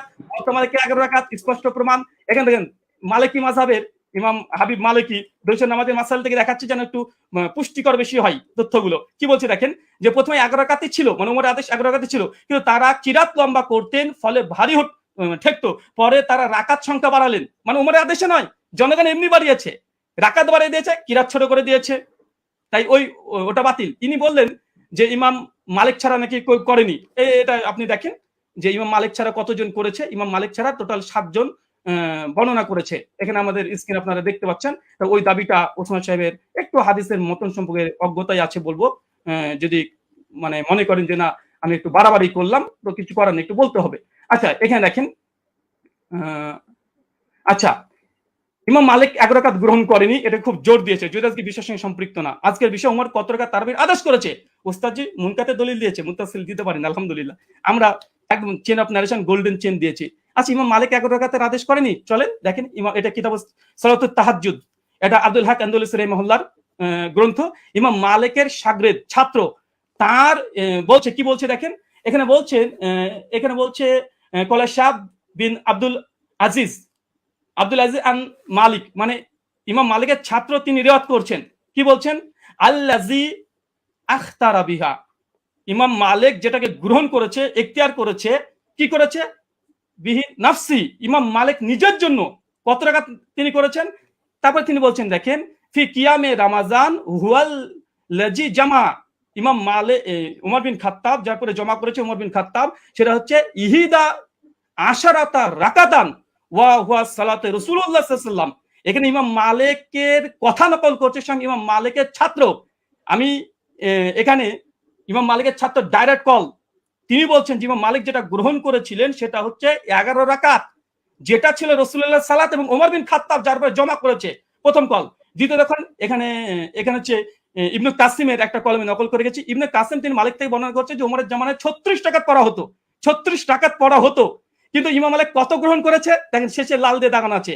তারপরে হচ্ছে আত্তারা ওয়া নাফসি, ইমাম মালিক নিজের জন্য যেটা নির্ধারণ করেছে ইহিদা আশারাত রাকাতান, কিন্তু ইমাম মালিক নিজের জন্য 11 রাকাত, মানে ইমাম মালিকের সময় মানুষ 36 রাকাত পড়ছে, কিন্তু ইমাম মালিককে যখন সরকার যখন চিঠি পাঠায়, এই ঘটনা বর্ণনা আছে অনেক জায়গাতেই, তারপরে তাকে যখন বললো যে নামাজের সঙ্গে কি কমিয়ে দেবো, সেই সময় মালিক বলছে তারা পড়তে থাক, কিন্তু আমি নিজের জন্য ফি নাফসি, আমার জন্য ইহিদা আশারাত রাকাতান, আমি 11 রাকাতকে আমি নিজের জন্য গ্রহণ করলাম, মানুষ কি পড়ছে দেখার দরকার নেই, ইমাম মালিককে কথা মেনে নিন। আচ্ছা, এরপরে দেখেন, আচ্ছা বদরুদ্দিন আইনি হানাফি তিনিও উমদাতুল কারি শারহ সহিহ বুখারীতে 102 নম্বরে তিনি এই কথা স্বীকার করে নিয়েছেন যে ইমাম মালিক তিনি তার নিজের জন্য 11 রাকাতকে তিনি পছন্দ করেছিলেন, তার জামানায় কে কত পড়েছে এটা দেখার দরকার নেই, কারণ আমাদের আজকের আলোচ্য বিষয় এটা নাই যে কার জামানায় কত রাকাত পড়েছে, যদি ওটা নিয়ে ডিবেট করতে হয় আসেন পরে একটা সেশন রাখেন, অন্যদিন একটা সময় দেন, আবার আসবো, এটাও প্রমাণ করবেন ইনশাআল্লাহ ওমর বিন খাত্তাব জামানাতে 8 টাকা তারাবি হতো। আজকের আলোচ্য বিষয় ওসমান সাহেব ভুলে গেলে হবে না, ওমর বিন খাত্তাব কত রাকাত তারাবির আদেশ করেছেন, ওমরের জামানায় কে বা কারা কত পড়তো, কোন ইমাম কত রাকাতের ফতোয়া দিয়েছে, কে কি বলেছে, এটা নয়, হাদিস শাস্ত্রের আলোকে ওমর বিন খাত্তাব কত রাকাত আদেশ করেছে। মুওয়াত্তা মালিকের স্পষ্ট হাদিস 11 রাকাত, আপনি ইস্তেরাবের দাবি করেছিলেন, দুমড়ে মুচড়ে গেছে আলহামদুলিল্লাহ, বরং আপনি যে দলিল দিয়েছেন সবগুলো মুনকাতে হাদিসে পেশ করেছেন, এবং আপনাকে যে চ্যালেঞ্জগুলো করা হয়েছিল, আপনাকে যে চ্যালেঞ্জগুলো করেছিলাম সেই চ্যালেঞ্জের জবাব এখন পর্যন্ত আসেনি, যে ইয়াহি সাইলাল কাত্তানের যে বর্ণনা পেশ করেছেন কাকে আদেশ করেছে হাদিস উল্লেখ নাই। মুওয়াত্তা মালিকের হাদিস দেখেন, দুটো হাদিসকে সম্মানিত দর্শক মণ্ডলী মাইন্ড খুলে রাখেন, ফ্রেশ রাখেন, এক গ্লাস পানি খান, তারপর আলোচনা শোনেন। উনি উমারের 20 টাকা তারাবির আদেশ যে দলিল দিয়েছে মুনকাতে সনদ বিচ্ছিন্নতা আছে, কাকে উমার আদেশ দিয়েছে সে কথা হাদিসের মধ্যে উল্লেখ নেই। আচ্ছা, আর উমর বিন খাত্তাব মুওয়াত্তা মালিকের সবকিছু মজুদ আছে আলহামদুলিল্লাহ, তারপরেও দেখেন কোন হাদিসটা বেশি মজবুত এবং কোনটা শক্তিশালী, কোনটা চলেন। আচ্ছা, উনি বলছেন অধিকাংশ ওলামারা তো ইমাম তিরমিজি কল নকল করলেন যে অধিকাংশ আহলে ইলম তারা কত রাকাত পড়েছে, তারা 20 রাকাতের কথা বলেছে। দেখেন ইমাম তাবারি কথা নিয়ে নেন, তাহলে ইমাম তিরমিজির পাল্টা যে তাবারি কল দিয়ে তিনি কি বলছেন, তিনি পরিষ্কার বলছে ইমাম তাবারি কথা আছে, কাসরি মিনাল আহলিল ইলম, অধিকাংশ ওলামারা আহলে ইলমরা, মূর্খরা নয়, আহলে ইলমরা কি করেছে, ইহিদা আশরাতা রাকা, তারা 11 রাকাতকে পছন্দ করেছে, 11 রাকাতকে, এটা ইমাম কুরতুবীর কল মজুদ আছে। তো এরকম ফতোয়া যদি দিতে চাই এবং আপনিও দিবেন আমিও দিব, আজকে টপিক এটা নয় যে কোন হুজুরে কত ফতোয়া দিয়েছে, জনগণ কত পড়তো, লোকজন কত পড়তো, আজকের আলোচ্য উমার কত রাকাতের আদেশ করেছে। চলেন, এখানে তিনি কয়েকটা দলিল এখানে 20 টাকাতে আবার দেওয়ার চেষ্টা করেছে, আমরা সেখানে দেখাবো, বরং আমি বলবো আচ্ছা 20 টাকাতে তিনি হাদিস আরো তিনি ঝরঝর করে 6খানা হাদিস দিয়ে ফেলেছেন, আমাদের 4টেই মুরসাল। আমি সনদ দেখেন, পুরো হানাফিকে স্ক্রিনের মধ্যে রেখে দিয়েছি আপনি এই মুহূর্তে। সাইদ বিন ইয়াজিদ থেকে আবু জুয়াবের হাদিস যায়িফ, চলেন এক ঝলক দেখে দেবো শুধু, কারণ এখানে আসলামি আছে, ইব্রাহিম বিন মুহাম্মদ বিন আবি ইয়াহিয়া আসলামি, তিনি পঞ্চম স্তরের মুদাল্লিস রাবি, এবং জেদ বলেছে এ রাবিকে স্বয়ং ইয়াহিয়া ইবনে মাইন হানাফি বলে দাবি করা হয়, তিনি স্বয়ং তাকে কাযযাব বলেছেন, লাইসা বিসিকাতিন, তিনি সিকা নয়, কাযযাব, তিনি মিথ্যুক রাবি দলিল দিয়েছে, মুস্তাজি হতাশ হয়েছি আলাইহিস সালাম সাহেব। 2 নম্বর আবুল আলিয়ার যে বর্ণনা পেশ করেছে, আবুল আলিয়ার বর্ণনা আবু জাফর রাজি জয়ীফ রাবি, কে বলেছে দেখেন এখানে নাজমুর রায়াত হাফিজ জাইলি কি বলছে, আবু জাফর মুতাকাল্লিম ফি, তিনি বিতর্কিত রাবি, ক্বালা আলী ইবনুল মাদিনী, তিনি অনেক মানে ইস্তেরাব করতেন, ক্বালা আহমদ লাইসাবি কয়িন, ইমাম আহমদ বিন হাম্বল বলছে এই আবু জাফর রাজি ইনি হচ্ছেন শক্তিশালী নয়, ক্বালা আবু জুরা রাজি ইয়াহুম কাসিরা অধিকাংশ ভুল করতেন। হাফেজ জাইলাই হানাফি তিনি বলছেন আবুল আলিয়ার হাদিসের যে রাবি আবু জাফর ইনি জয়ীফ রাবি, মুতাকাল্লিম ফি, বিতর্কিত রাবি দলিল দিচ্ছেন মুয়াত্তা মালিকের সামনে। অবাক অবাক। দেখেন ইমাম আহমেদ বলছেন মুস্তারিবুল হাদিস আবু জাফর রাজিকে পঞ্চম। আচ্ছা, এবং তিনি ইয়াজিদ বিন রোমানের হাদিসটাকে তিনি আবার পেশ করলেন মতন পরপর তিনটা হাদিসকে ইরসাল বলছে। এক পৃষ্ঠাতে হানাফিদের তিনটা হাদিস জয়ীফ, আর এটা আসর সুনানে স্পষ্ট এখানে লিখে দেওয়া হয়েছে। আচ্ছা, এখানে চতুর্থ বিষয় দেখেন, উনি বারবার ইয়াহি সাইদ আনসারী হাদিসটাকে উনি বলছেন যে এটা যদিও মুরসাল উমরের জামানায় পায়নি। আমি এখানে 2 মিনিট নেব, যেটা পাওয়ার কথা। জি অবশ্যই, আপনি 2 মিনিট নেবেন। জি আচ্ছা, উস্তাদ জি শুনেন এবং শ্রোতা মণ্ডলী শুনেন, উনি যে দলিলটাকে মজবুত দলিল বানিয়েছেন যে ইয়াহি বিন সাইদ আল আনসারী এই হাদিস। দেখেন ইমাম হাজম রাহিমাহুল্লাহ তিনি বলছেন যে ইয়াহি সাইদ আল আনসারী তিনি মৃত্যুবরণ করেছে ওমর বিন খাত্তাবের 25 বছর পরে। উস্তাদজি কি দিয়ে মানুষকে মানে এইভাবে যদি রিজাল্ট শাস্ত্র নিয়ে যদি আলোচনা করতে আছেন, মানুষ তো হতাশ হয়ে বাড়িতে ফিরবে। যেমন একজন হাদিস বর্ণনা করলেন যে ওমর বিন খাত্তাবের জামানায় পেল না, এখন তো এটা প্রমাণই করতে পারলেন না, সান থেকে মুত্তাসিল এখন পর্যন্ত প্রমাণ করতে পারলেন না, এটা আপনার জন্য আমি। এবং উনি বলেন যে উসুলকে নাকি চ্যালেঞ্জ করিনি, উসুলকে চ্যালেঞ্জ করেছি। 2-4টে মুস্তালাহুল হাদিস, মানে এই গোটা আলোচনার সারমর্ম এটাই হয়ে যাচ্ছে যে এখন মুরসাল হাদিস দলিল কি দলিল না, মুরসাল হাদিস দলিল কি দলিল না। আরে যদি তর্কের ক্ষেত্রে ধরে নি মুরসাল হাদিস দলিল, মুয়াত্তা মালিকের মতো গোল্ডেন চেনের সঙ্গে টেক্কা দিতে পারে? ধরেও নি ফর সেক অফ আর্গুমেন্ট, কোথায় কি আর কোথায় কি যে ধরেও নি। তারপরে দেখেন এখানে আরেকটা উনি বললেন যে ওমরের জামানাতে পড়ার কথা, যদি ওমরের জামানার কথা হয় আমরা তো দলিল দিয়ে দিতে পারবো যে ওমরের জামানাতে সাহাবীরা ইয়াহিয়া সাইদ আল কাত্তানির মতো সাহাবীরা তিনিও 11 রাকাত তারাবি পড়েছেন। এই মর্মে অনেকগুলো দলিল আমরা দেখিয়ে দিতে পারবো। আমি এক ঝলক শুধু দেখে দেবো, তিনি যেহেতু অনেক সাহাবীদের কথাও তিনি দলিল হিসেবে নিয়ে এসেছেন যে তারা কোন কোন জামানায় তারা পড়তো। আচ্ছা চলেন, আচ্ছা এখানে ইয়াহিয়া সাইদ আল আনসারীর যে রিওয়ায়াত নিয়ে এসেছে দেখেন, আমি এখানে 4 জন এখানে রেখে দিচ্ছি, এখানে 4 জনের নাম দেখেন। আচ্ছা, ইয়াহিয়া সাইদ আল আনসারী রাহিমাহুল্লাহ তিনিও বলছেন যে ওমরের জামানায় আমরা 20 টাকা তারাবি পড়তাম। ও ইয়াহিয়া সাইদ আল কাত্তান উনি যে দলিল দিয়েছে, আমি আরেকটা দলিল দিলাম খনন করার জন্য। উনি ইয়াহিয়া সাইদ আল কাত্তান যে দলিল যে এখানেও এর হচ্ছে মুসনাদ ইবনে আবি শাইবা 7671 নম্বর হাদিস, তিনিও বলছেন যে ইহিদা আশরাতা রাকা ওমরের জামানায় আমরা 11 রাকাত পড়তাম আলহামদুলিল্লাহ। আরেকটা দেখেন আব্দুল আজিজ ইবনে মুহাম্মদ তিনিও বলছেন যে ওমরের জামানায় আমরা 11 রাকাত পড়তাম। শেষ হয়েছে, 2 মিনিট শুকরিয়া, জাযাকাল্লাহ খাইরান।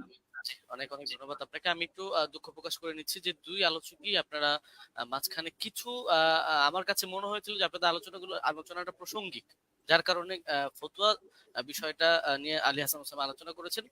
এটাকে বিপরীত করে আবার ব্রাদার রাহুল হোসেন আপনিও ইমাম মালিকের কিছু বিষয় নিয়ে আসছিলেন। আমি বলবো যে আপনারা দুজনই জেনেছেন। তো যাই হোক, আমি একেবারে আলী হাসান ওসামা আপনার খণ্ডনের শেষ পর্ব, তারপরে আপনারা আর পাচ্ছেন না। তবে হ্যাঁ, এখানে আমরা আশা করবো বা রিকোয়েস্ট থাকবে যে প্রসঙ্গিকের মধ্যে আমরা কথা বলবো। জি শোনা যাচ্ছে আমাকে? জি আপনাকে শোনা যাচ্ছে, আপনি বললে আমি টাইমটা স্টার্ট করে দেব। হ্যাঁ শুরু করেন। জি ওকে, 9 সেকেন্ড 10 সেকেন্ড। হামিদান ওয়া মুসাল্লিয়ান ওয়া মুসাল্লিমা আম্মা বাদ। ব্রাদার রাহুল ভাইয়ের ব্যাপারে আমি একটা হতাশা প্রকাশ করছি। এই লিখিত সাজানো গোছানো ফরম্যাট দিয়ে আমার কথাগুলো খণ্ডন করতে চাইলে সবচাইতে বড় যে ঝামেলাটা আপনি করেছেন, আমি কথা বলি 50টা আর আপনি লিখিত ফরম্যাট থেকে সেই আগে চর্বিত চর্বণ যা সাজিয়ে রেখেছেন এবং 3 বছর থেকে বয়ানও যা বলছেন ওই সেগুলোই টেনে টেনে আপনি শুধু আগের কথাগুলোই করেন, অথচ অধিকাংশ পয়েন্ট আপনি কি বোঝেনই না না ইচ্ছাকৃত এড়িয়ে চলেন, আমি ধরতে পারি না। দ্বিতীয় বিষয় হলো আপনি বলেন আমি ফতোয়াটা নিচ্ছি, আমি কোনো প্রসঙ্গে ফতোয়াটা নিই, আমি উসুল বোঝানোর জন্য উদাহরণ দিয়েছি। ইমাম তিরমিজি রাহিমাহুল্লাহ কি মত দিয়েছেন, আলেমরা কি মত গ্রহণ করেছেন সেটা তো আমি বলিনি। আমি তো দেখিয়েছি ইমাম তিরমিজি এই বক্তব্যটা বলেছেন যে রুয়ান ওমর থেকে বর্ণিত হয়েছে 20 রাকাতের কথা, এই প্রসঙ্গে এনেছি। আপনি কথা না বুঝেই সেই লিখিত ফরম্যাটে খণ্ডন করতে গেলে এটা ভুল করবেন, শুধু আবেগী কথা দিয়ে তো হবে না। আর শুধু জুবায়ের আলী জাই, নাসিরউদ্দিন আলবানী রাহিমাহুল্লাহ ওনাদের শুধু হাওয়ালাগুলো থেকেই ওই কপি পেস্ট করে আপনি একটা ফরম্যাট সাজিয়ে রাখলে সব কথা খণ্ডন করতে পারবেন না। এখন আপনি বারবার বলছেন যে আপনি একটা সনদ দেখান যেটা ইনকেতা নাই। আরে ভাই আপনি তো উসুলের আলোকে কথায় আসবেন। আপনি তো আমি যে উসুলগুলো শুনলাম ইতিমধ্যে 8-10টা উসুল শোনানো হয়ে গেছে, আপনি উসুলেরই কোনো ধার ধারছেন না। আপনি মুরসাল নিয়ে শুধু মুকাদ্দিমায়ে মুসলিম থেকে একটা হাওয়ালা দিয়ে দিলেন, ব্যাস শেষ। যেন মুরসাল নিয়ে পৃথিবীতে আর কেউ কখনো কিছু বলেই নেই। তো যাই হোক, আমি এগুলোতে আসবো। আমি প্রথম শুরু করি, আপনি দাউদ বিন কায়েসের যেই বক্তব্যটা দিলেন যে দাউদ বিন কায়েসের এই বক্তব্যের মধ্যে এখানে আদেশের কোনো কথা নেই। আসলে আপনি আরবি কতটুকু পারেন আমি জানি না, আপনি আরবি মতনগুলো পড়েন না, আজকে ইচ্ছাকৃত কিনা আমি জানি না, যে মতনের ভুল থেকে বাঁচার জন্য কিনা, হতে পারে, হলে হতেও পারে, অন্য হিকমত থাকতে পারে, সময় বাঁচানোর ব্যাপারে হতে পারে। আপনি এই বাক্যটার অনুবাদটা করে দিয়েন আমাকে, যে দাউদ বিন কায়েসের রিওয়ায়াতের মধ্যে যে আছে যে আন্না উমর জামা الناس في رمضان على ابي بن كعب وعلى تميم الداري على 21 রাকাতান। এই জামাআর সাথে আলা অব্যয়যোগে যখন বলা হয় জামা উমারু, ওমর মানুষকে জমা করেছেন কোন ব্যাপারে, আলা 21 রাকাতান 21 রাকাতের ব্যাপারে, তখন এর দ্বারা কি বোঝায় যে ওমর আদেশ করেন নাই, ওমর কিছু বলে নাই, তারা নিজেদের থেকে পড়ে নিয়েছেন। এই অনুবাদটা এটা কোন ডিকশনারির আলোকে করলেন পৃথিবীতে? এটা কি মেড ইন ইন্ডিয়া না মেড ইন বাংলাদেশ? এটা আমাকে অনুগ্রহ করে আপনি দেখাবেন। আর আপনি বললেন যে 8 জন বর্ণনা করেছেন, শুধু ওই 3 জনই না। আমি তো 3 জন প্রসঙ্গ আর 8 জন প্রসঙ্গে বলিনি, আমি তো কথাটা বলেছি এই প্রসঙ্গে যে ওনাদের বর্ণনাগুলোর মধ্যে ভিন্নতা আছে, ইস্তেরাব আছে, এই প্রসঙ্গে আমি কথাটা টেনেছি। আপনি মোহাম্মদ বিন ইসহাককে টানলেন এবং তাকে নিয়ে বড় করে কথা বললেন, অথচ মোহাম্মদ বিন ইসহাক তো আমি স্রেফ মনে হয় 5 সেকেন্ড একটা বাক্য হিসেবে, উদাহরণ হিসেবে দেখিয়েছি। আমি মূল আপনাকে সাংঘর্ষিক দাঁড় করিয়েছি দাউদ বিন কায়েসকে। দাউদ বিন কায়েসের এই সনদটাকে আপনার পক্ষে সম্ভব না এটাকে জয়ীফ বলে প্রমাণ করা, এটা সুনিশ্চিত ভাবে।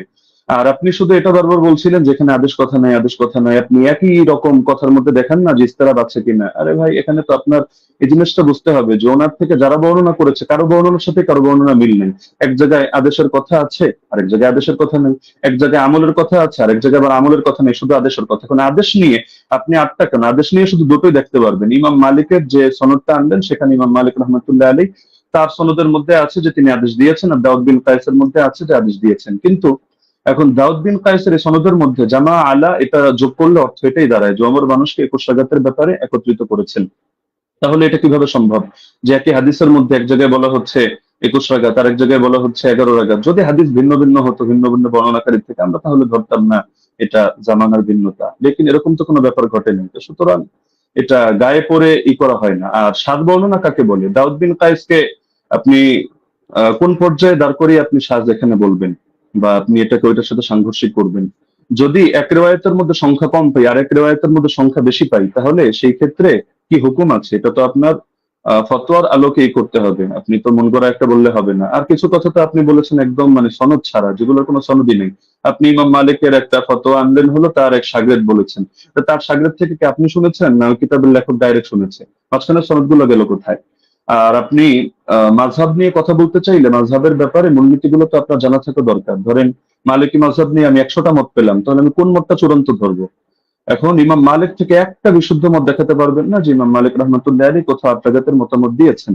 আপনি হাফিজ ইবনে হাজার আসকালানী রহমতুল্লাহ আলী, আপনাদেরও পছন্দের ব্যক্তিত্ব, তার কিতাব থেকেও আপনারা দেখে নিতে পারেন, অথবা তার হাওয়ালা আমি হুবহু বাক্য বলে দিচ্ছি। তিনি লিখেছেন ইতিমাদুহুম ফিল আহকাম ওয়াল ফাতওয়া আলা মা রাওয়াহু ইবনুল কাসিম আন মালিক সাওয়াউন ওয়াফাকা মা ফিল মুওয়াত্তা আম লা। যে ফতোয়া দেওয়ার ক্ষেত্রে, বিধিবিধান বর্ণনা করার ক্ষেত্রে ইবনুল কাসিম যেটা বর্ণনা করবে ইমাম মালিক থেকে সেটাই গ্রহণযোগ্য, এবং সেটা মুয়াত্তা কিতাবের মধ্যে যা আছে তার সাথে মিলুক বা না মিলুক, এটা হলো মাযহাবের মূল ভিত্তি হিসেবে ধরা হবে। এটা তাজিলুল মানফা 4 নম্বর পৃষ্ঠার মধ্যে পেয়ে যাবেন। তো ওনার শাগরেদ ইবনুল কাসিম বলেন, ইবনে আইমান বলেন, তাদের থেকে কোথাও আপনি আত্রাগাতের দূরতম কথাও দেখাতে পারবেন না। আত্রাগাতের কথা আল্লামা আইনি যেটা এনেছেন, সৈয়দী যেটা এনেছেন, আপনি সৈয়দীটা তো আনেননি, এটা আপনার নজরে পড়ে নাই হয়তো, যে যে জায়গা থেকে কপি পেস্ট করেছেন। না হলে এর বিপরীতে আমি আপনাকে, যদি 100 চান আমি 100 হাওলা আপনাকে দিয়ে দিতে পারবো। যদি আপনিও বলেছেন যে আলাদা ডিবেটের আয়োজন করলে, তো ঠিক আছে, করতে পারেন। তো ইমাম আইনি বলেছেন, ইমাম সৈয়দী বলেছেন, বেসনদ কথাবার্তা কোথাও দলিলযোগ্য হবে না। তো মোহাম্মদ বিন ইসহাক এখানে ফ্যাক্টর না, আর অন্য লোক ফ্যাক্টর না। আর আপনি বলছেন যে আমরা দেওবন্দিরা গায়ে পড়ে দাবি করি মুস্তারিদ, আর কেউ দাবি করে না কেন? আপনি তো আহলে হাদিস ঘরানার। তো আপনাদের পিস পাবলিকেশন থেকে বই প্রকাশিত হয়েছে রাসূল সাল্লাল্লাহু আলাইহি ওয়াসাল্লামের প্র্যাকটিক্যাল নামাজ কোরআন ও সহিহ হাদিসের আলোকে। এই বইয়ের 222 নম্বর পৃষ্ঠা থেকে আমি আপনাকে শোনাচ্ছি। তার শাসন আমলে, তার মানে ওমরের কথা চলছে, 11 রাকাত এবং 21 রাকাত তারাবি সালাত আদায়ের প্রমাণ পাওয়া যায়।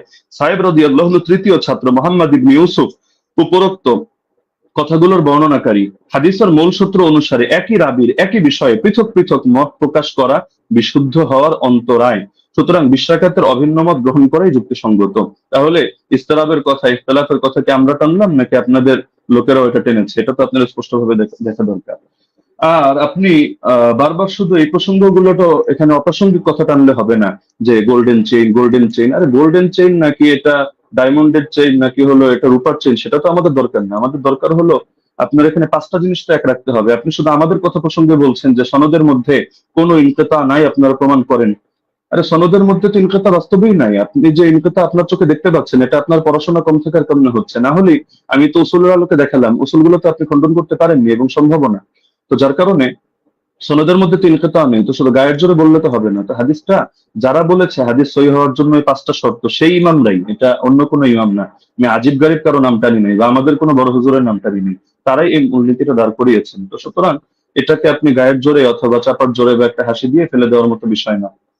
তো আবার কিছু আলোচনা টেনেছেন একেবারে অপ্রাসঙ্গিক, যেমন ওমর কাকে আদেশ দিয়েছেন। আচ্ছা, ওমর আপনাকে আদেশ দিল বা আমাকে আদেশ দিল, মানে কাকে আদেশ দিল এটার সাথে কোন বিষয়ের সম্পর্ক?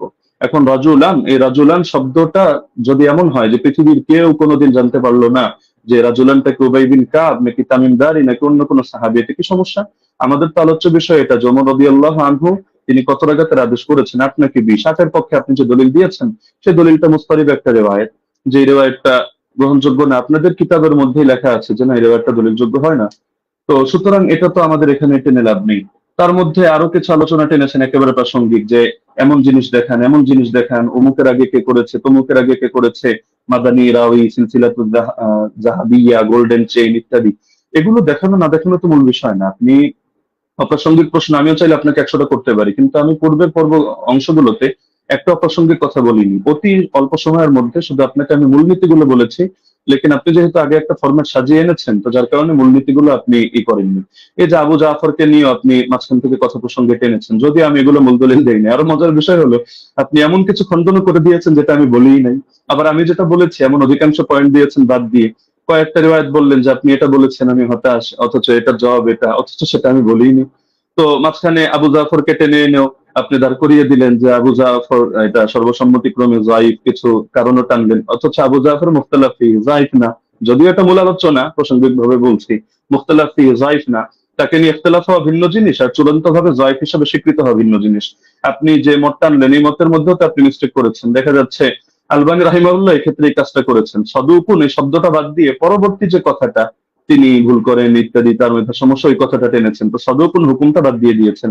অথচ আবু জাফরকে নিয়ে যদি দেখেন, ইয়াহয়া ইবনে মাইন সিকা বলেছেন, ইবনু আবি মারিয়াম বলেছেন তার হাদিস লেখা যাবে, সমস্যা নেই। ইবনুল মাদিনী বলেছেন সে আমাদের দৃষ্টিতে সিকা। ইবনু আম্মার মাউসিলি বলেছেন সিকা। আবু হাতিম বলেছেন সিকা, সাদুক, সালিহুল হাদিস। জাকারিয়া সাজি বলেছেন সাদুকুন লাইসা বিমুতকিনিন। ইবনু আদি বলেছেন লাহু আহাদিসু সালিহা ওয়াকাদ রাওয়া আনহু الناس واحاديثها عامتها مستقيمه وارجو انه لا باس به। ইবনু সাদ বলেছেন কানা সিকা। হাকিম বলেছেন সিকা। ইবনু আব্দুল বার বলেছেন হুয়া ইনদাহুম সিকা আলিমুন বিতাফসিরিল কোরআন। এগুলো আরো দেখতে পারেন আপনি তাহযিবুত তাহযিব 10 নম্বর খণ্ড 62 নম্বর পৃষ্ঠা। তো আবার তার থেকে কি কি দুর্বল বর্ণনা, এগুলো আলাদা লিস্ট আপনি পাবেন হাফিজ ইবনে আদির কিতাবের মধ্যে, আল কামিল, যেটা 5 নম্বর খণ্ড 255 পৃষ্ঠা। সেখানে দেখবেন এই তারাবি সংক্রান্ত রিওয়ায়াতটা তিনি টানেননি।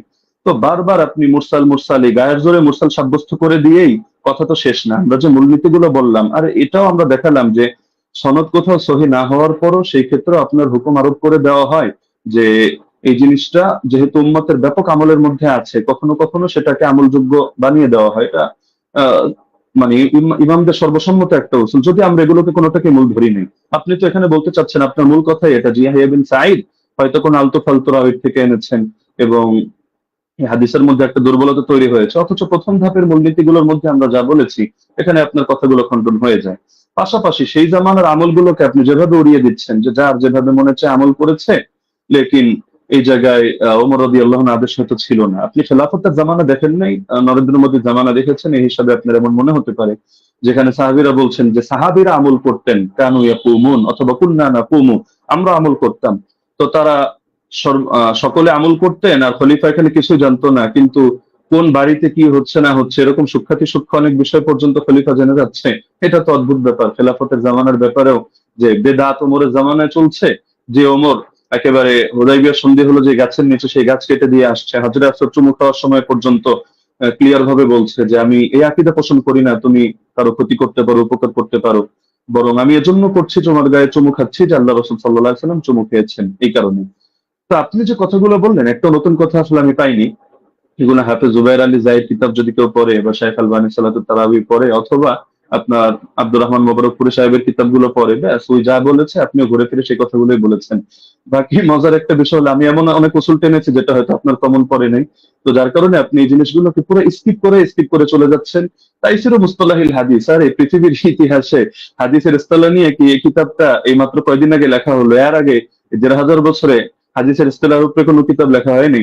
আপনি মুরসালের সংজ্ঞা দেখাচ্ছেন যে মুনকাতি হাদিস কারো মতে গ্রহণযোগ্য না। আচ্ছা, কোন পর্যায়ে মুনকাতি গ্রহণযোগ্য না? খালি শিরোনাম দিয়ে হুকুম লাগিয়ে দিলেই হয়? তাহলে তো ঈমান ভঙ্গের কারণ যে 10টা শেখ মোহাম্মদ বিন আব্দুল ওয়াহাব নজদি রাহিমাহুল্লাহ থেকে বর্ণিত আছে, এগুলো শিখে শিখে সবাই খারিজি হবে এভাবে, যে যে জাদু করে ব্যাস সেই কাফের হয়ে গিয়েছে, যে কাফেরদেরকে মুসলমানদের বিরুদ্ধে সাহায্য করে, কোনো শর্ত নাই, কোনো হদ নাই, কোনো কয়েদ নাই, ভালোভাবে কাফের হয়ে গিয়েছে। তো এভাবে শিরোনাম দেখলে তো মুশকিল। এগুলোর ব্যাখ্যা তো ইমামদের থেকেই নিতে হবে। বক্তব্য যাদের থেকে নেবেন, আপনার বক্তব্যের ব্যাখ্যাও তো তাদের থেকে নিতে হবে। আর আপনি বললেন যে আমি কথা প্রসঙ্গে মেনে নিয়েছি যে ওমর রাদিয়াল্লাহু তাআলা আনহু তিনি শুরুতে 11 রাকাতের আদেশ দিয়েছিলেন। এটাও তো আমি আমার বাক্যগুলোকে খেয়াল করেন না, নাকি বোঝেন না, আমি ধরতে পারি না। নাকি আপনি পয়েন্টগুলো নোট মানে লিখে না রাখার কারণে এমন ঝামেলা হচ্ছে সেটাও বুঝতে পারি না। যে দেখা যাচ্ছে যে এটা তো আমি বলেছি তর্কের ক্ষেত্রে, যদি মানে অনেক কথা আমি দুই ভাবে জবাব দিয়েছি, জবাব ইলজামি, জবাব তাসলিমি, ইলমি উসুলের আলোকে। তো দুই ভাবে জবাব দেওয়ার কারণে আপনি আগের পরের কথা বাদ দিয়ে মাঝখান থেকে একটা অংশ টান দিলে তো হবে না। আর কোন মুনকাতি, কোন মুরসাল, কোন ক্ষেত্রে কি হুকুমে যাবে, এটা তো আপনাকে শাস্ত্রীয় আলোকে বুঝতে হবে। আপনি যে কোনো জিনিস শুধু একটা ব্যাস গোল্ডেন চেইন, মাদানী রাউি অথবা বুখারী মুসলিমের শর্তে উন্নীত ইত্যাদি ইত্যাদি একটা বলে দিলেন, ব্যাস হয়ে গেল। বিষয়টা এমন না। যেহেতু আলোচনা আমাদের শাস্ত্রীয় বিষয়, এটা কোনো মাযহাবী তাকলিদি বিষয় না যে মুখোমুখি রেফারেন্সে আমাদের কথা বলতে হবে। ইবনে উসাইমিনের হাওয়ালায় আপনি বললেন যে আমি কয়েকটা কথা টেনেছি। ওইখানে আমি ইবনে উসাইমিনের হাওলায় টানি না, শেখ সালেহ আল মুনাজ্জিদের হাওলায় টেনেছি। এটা আবেগে আপনি কয়েকবার এটা উচ্চারণ করেছেন। আর এখানে আমি তার ফতোয়া দেখাইনি। আমি এখানে ফতোয়া উল্লেখ করার জন্য বসিও নেই আপনার সামনে। এখানে আমি দেখিয়েছি যে তারা সকলে আমরিহি, অর্থাৎ এটা যে ওমরের আদেশে হয়েছে এই বিষয়টা তারা অস্বীকার করে নিয়েছেন। তো সুতরাং মানে যে জিনিসগুলো আপনার স্পষ্ট, তো সেই জিনিসগুলোকে গায়ের জোরে তো আপনি প্রমাণ করে নিতে পারবেন না যে না এই জিনিসটা এই প্রশ্ন আমি আপনাকে ছুড়ে দিলাম, এটার জবাব দেন, ওটার জবাব দেন, ওটার জবাব দেন, না দিলে বেশ তাহলে সাব্যস্ত হলো আমার কথাই সহি। বিষয়টা তো এমন না, শাস্ত্রীয় মূলনীতি। আপনি এই আলোচনা শেষ হওয়ার পর ঠান্ডা মাথায় বসেন, আমি নতুন কোনো কথা আপনাকে ছুড়ে দিচ্ছি না, যেহেতু আপনি খণ্ডন করার সময় পাবেন না, এটা আসলে আদবের দাবি না। ছুড়লে আমি ছুটতে পারি, আপনি ভবিষ্যৎবাণী করে দিয়েছেন যে এমন কৌশল হয়তো আপনি করবেন, আমরাও বুঝি না, এত বোঝার দরকার নেই। আহ আমার ব্যাপারে খারাপ ধারণা আপনি অযৌক্তিকভাবে রাখারও কোনো কারণ নেই। আর আমি তো আপনার মতো পুরোনো ডিবেটারও না যে এখানে ডিবেটের কৌশল খাটিয়ে আমি আপনাকে পরাজিত বা অপমানিত বা লাঞ্ছিত করতে চাবো না। আপনি আমার দিনী ভাই, মহাব্বতের ভাই। আপনি কাফের মুশরিকদের বিরুদ্ধে যে কাজ করেন আমি এগুলোকে শ্রদ্ধা করি এবং উৎসাহ দিই, দোয়াও করি। আগামী তো আমি আশা রাখি আপনি কাজগুলো কন্টিনিউ করবেন। তো সুতরাং আপনার সাথে আমার কোনো দ্বন্দ্ব নেই, কোনো ভিন্ন কিছুও নেই। আল ওয়ালা আল বারা, এই আকিদাই তো আমরা ইসলাম থেকে লালন করি। তো সুতরাং অপ্রাসঙ্গিক কথা না টেনে আপনি মূলনীতির আলোকে বিষয়গুলো বোঝেন। প্রয়োজনে আপনি এই ভিডিওটা এটা শেষ হওয়ার পরও লাইভ স্ট্রিমিং আপনি ঠান্ডা মতো 10 বার শোনেন, 20 বার শোনেন, প্রয়োজনে মুজাকারা করেন। কোন ভুল যদি আপনার কাছে মনে হয় আপনি স্বীকার করে নেন, সমস্যা নেই। আর যদি মনে হয় না ভুল না আপনারটা সঠিক, ঠিক আছে, আপনি স্থির থাকেন। বাকি সারা দেশ তো দেখছে, তারা বিষয়গুলো সঠিকভাবে বিবেচনা করবে। আমরা তো এখানে কোনো বিচারক নির্ধারণ করে বসিনি। তো যার কারণে পুরো দেশ এটা কমন সেন্স দিয়ে বিবেচনা করবে। জাযাকাল্লাহ। আমি সেকেন্ড সময় অতিরিক্ত নিচ্ছি না। জি, মুফতি আলী ওসামা, আপনি চাইলে 2 মিনিট ইউজ ব্যবহার করতে পারতেন, বাদবাকি আপনি না, করেননি। ব্রাদার রাহুল বলেন। যে আমাদের খণ্ডন যে 2টি পর্ব ছিল, 2টি শেষ হয়েছে। এখন আপনারা শুধু 5 মিনিট করে সময় পাবেন। এটা হচ্ছে রিভিউ পর্ব, অনুসংখ্য পর্ব। এই পর্বে আপনারা 5 মিনিট করে আলোচনা করতে পারবেন। নতুন কোনো তথ্য আপনারা অ্যাড করতে পারবেন না এই পর্বে। হ্যাঁ, আমি ব্রাদার রাহুল হোসেন আপনার কাছে যাব এবং আপনি বললে আমি আপনার টাইমটা শুরু করব। জি, শুরু করুন। জি, সো বিসমিল্লাহ। তো শেষ থেকে শুরু করি। ওস্তাদ জি বারবার কয়েকবার অভিযোগ করলেন বারংবার যে আমি জুবাইর আলী যাই আর আলবানির বই পড়ে এসে বসে পড়েছি। কার বই থেকে ইলম নিয়েছি? সালাফদের থেকে তো আমরা ইলম দেবো, তাই তো? আলেমদের কাছ থেকে, কোনো জাহেলের কাছ থেকে তো নিইনি, তাই না? আমি তো আপনাকে বলতে পারি যে মৌলানা আব্দুল মালিক সাহেবের বই থেকে ঢের প্রমাণ দেখিয়েছি। তো তার কাছ থেকে জ্ঞান নিয়েছি, আপনার কাছ থেকে জ্ঞান নিই। বিভিন্ন জায়গা থেকে জ্ঞান নিই। আমি জ্ঞান আমার উপরে এলহাম আসবে না, এটা অন্তত আপনি মানেন যে আমার প্রতি এলহাম আসবে না। আলেম ওলামাদের বই পড়েই আমাদের এখানে আসছে, এসে আলোচনা করা। তো এখানে তো এতরাজ করার অভিযোগ মানে কি আমি বুঝলাম না। 2 নম্বর, তিনি বললেন যে আমি নাকি এমন কিছু অভিযোগের জবাব দিয়েছি যেহেতু আগে থেকে স্লাইড তৈরি করে রেখেছি, এই জন্য নাকি আমি তাল খুঁয়ে ফেলেছি। আমি অবাক হয়েছি, যে ভাবলাম যে ওস্তাদ জি হয়তো অনেক কিছু মানে একদম ইলমে হাদিসের অনেক কিছু নিয়ে আসবে। এসে আমি অবাক হয়েছি, না কিছুই নিয়ে আসেনি। একটা মুত্তাসিল সনদই পেশ করতে পারেনি।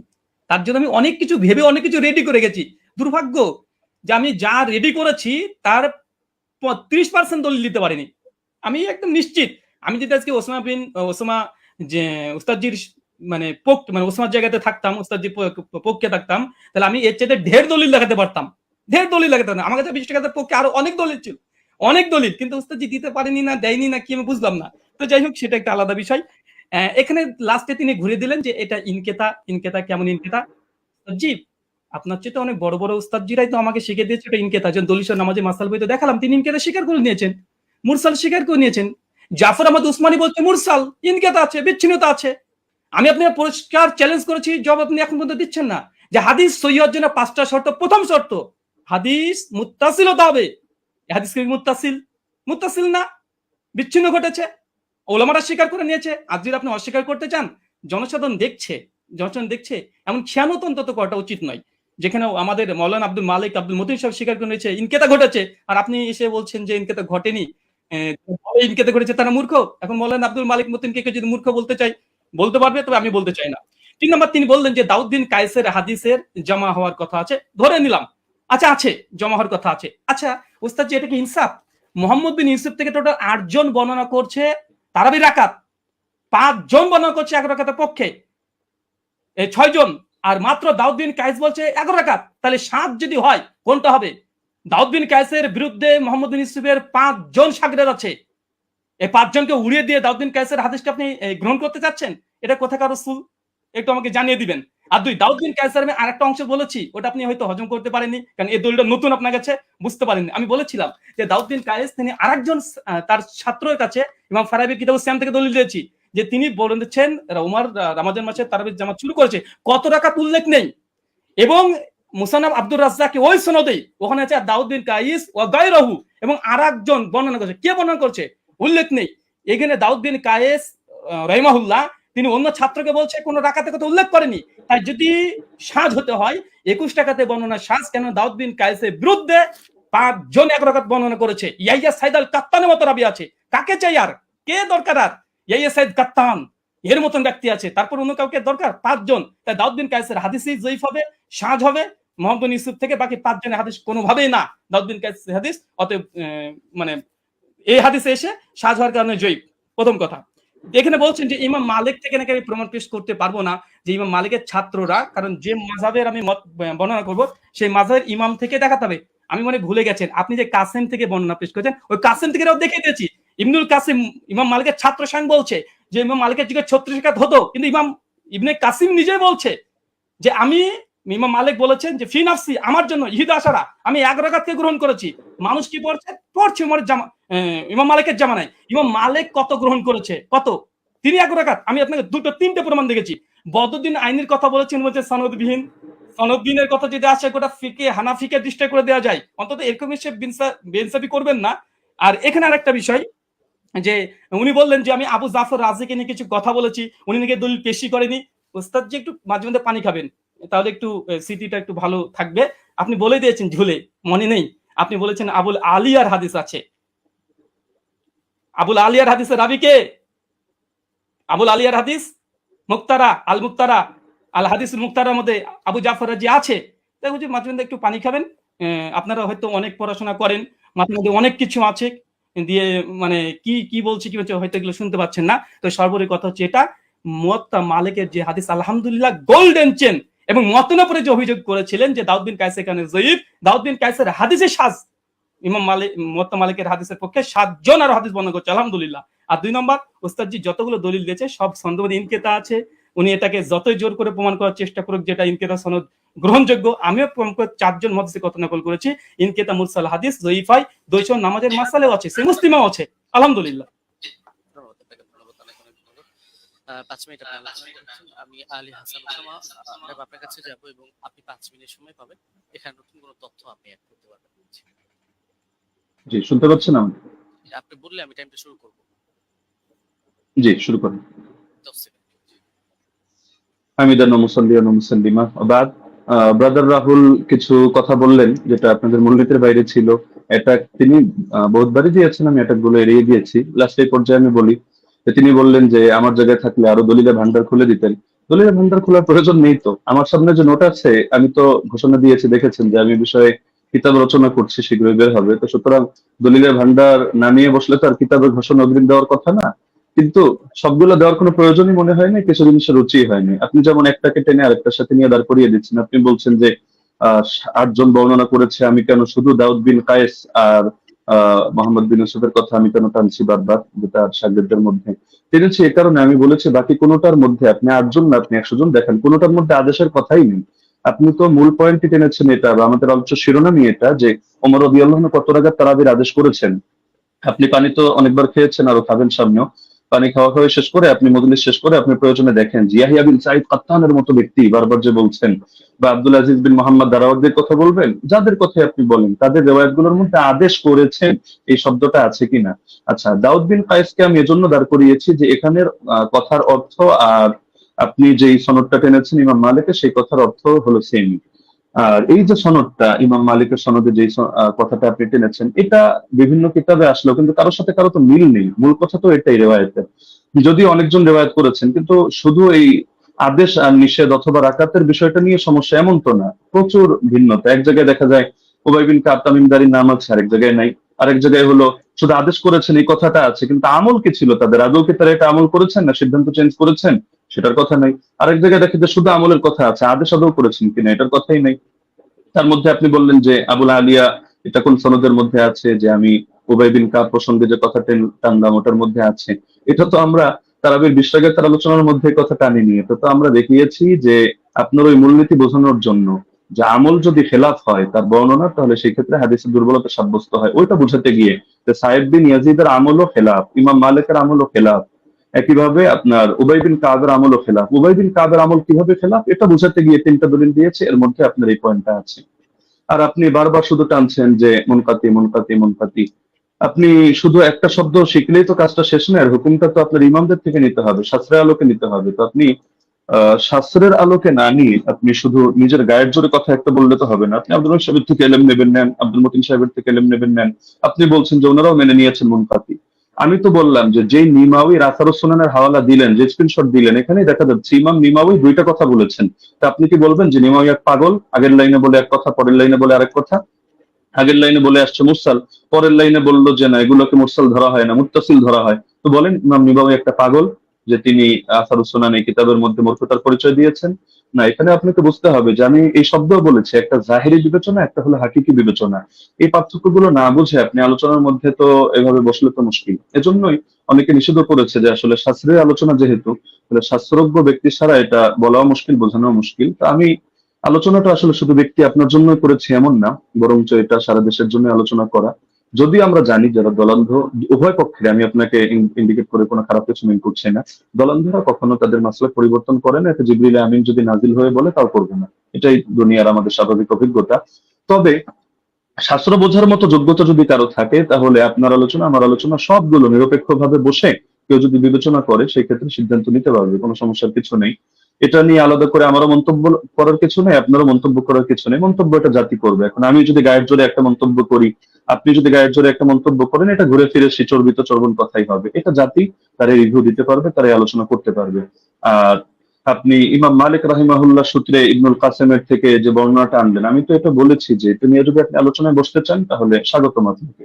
আমরা কত শত আপনার রেফারেন্স দরকার আমরা দেখিয়ে দিব যে ইমাম মালিক রহমাতুল্লাহ আলাইহি থেকে সিরেফ 2টা মত আছে।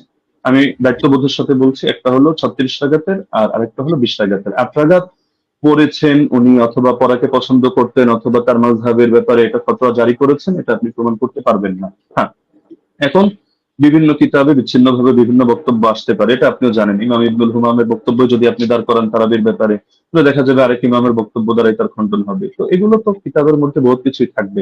শাস্ত্রের কাজই তো এটা, আপনি কিতাব থেকে কিভাবে আলাদা আলাদা করে বুঝবেন এই জিনিসটা আপনাকে হাসিল করতে হবে। আর আপনি যে কথাটা বললেন মুরসালের হুকুমটা সহিহ মুসলিম থেকে, যেহেতু সময় প্রায় শেষ আমি এটা বলার সুযোগ নেই, আমি আপনাকে রেফারেন্সটা দিয়ে দিচ্ছি। শারহ ইলাল তিরমিজি 1 নম্বর খণ্ড 543 পৃষ্ঠা থেকে আপনি এটা দেখে নেবেন যে আসলে এই মুরসালকে ঢালাওভাবে অগ্রহণযোগ্য কিনা। না, অগ্রহণযোগ্য না, এই কথাটা একটা বেদাতি কথা। তো এটা কিভাবে কি আমি আর সময় নিচ্ছি না, আপনি দেখে নিয়েন শারহ ইলাল তিরমিজি থেকে। জাযাকুমুল্লাহ, উহিব্বুকা ফিল্লাহ। আসসালামু আলাইকুম ওয়া রাহমাতুল্লাহ। জি, আপনাদের দুজনকে অনেক অনেক ধন্যবাদ, এবং ব্রাদার রাহুল হোসেন এবং শেখ মুফতি আলী হাসান ওসামা। আমাদের এই প্রোগ্রামটা খুবই চ্যালেঞ্জিং ছিল।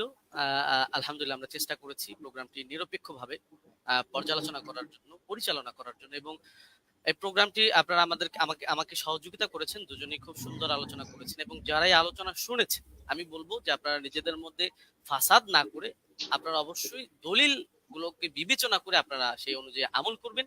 এবং আজকে আমার প্রোগ্রাম পরিচালনার ক্ষেত্রে যারা আমাকে সহযোগিতা করেছে, আমার পরিচালনা কমিটি, আমাদের সাথে রয়েছেন সকলের সুপরিচিত শেখ মাহবুবুল আমিন ভাই, তিনি নাস্তিকদের সাথেও ডিবেট করেন, এবং আমার সাথে রয়েছেন আমাদের রিপোর্টার মোশাররফ হোসেন ভাই এবং শিহাব মির্জা ভাই সহ আরো কয়েকজন ছিলেন।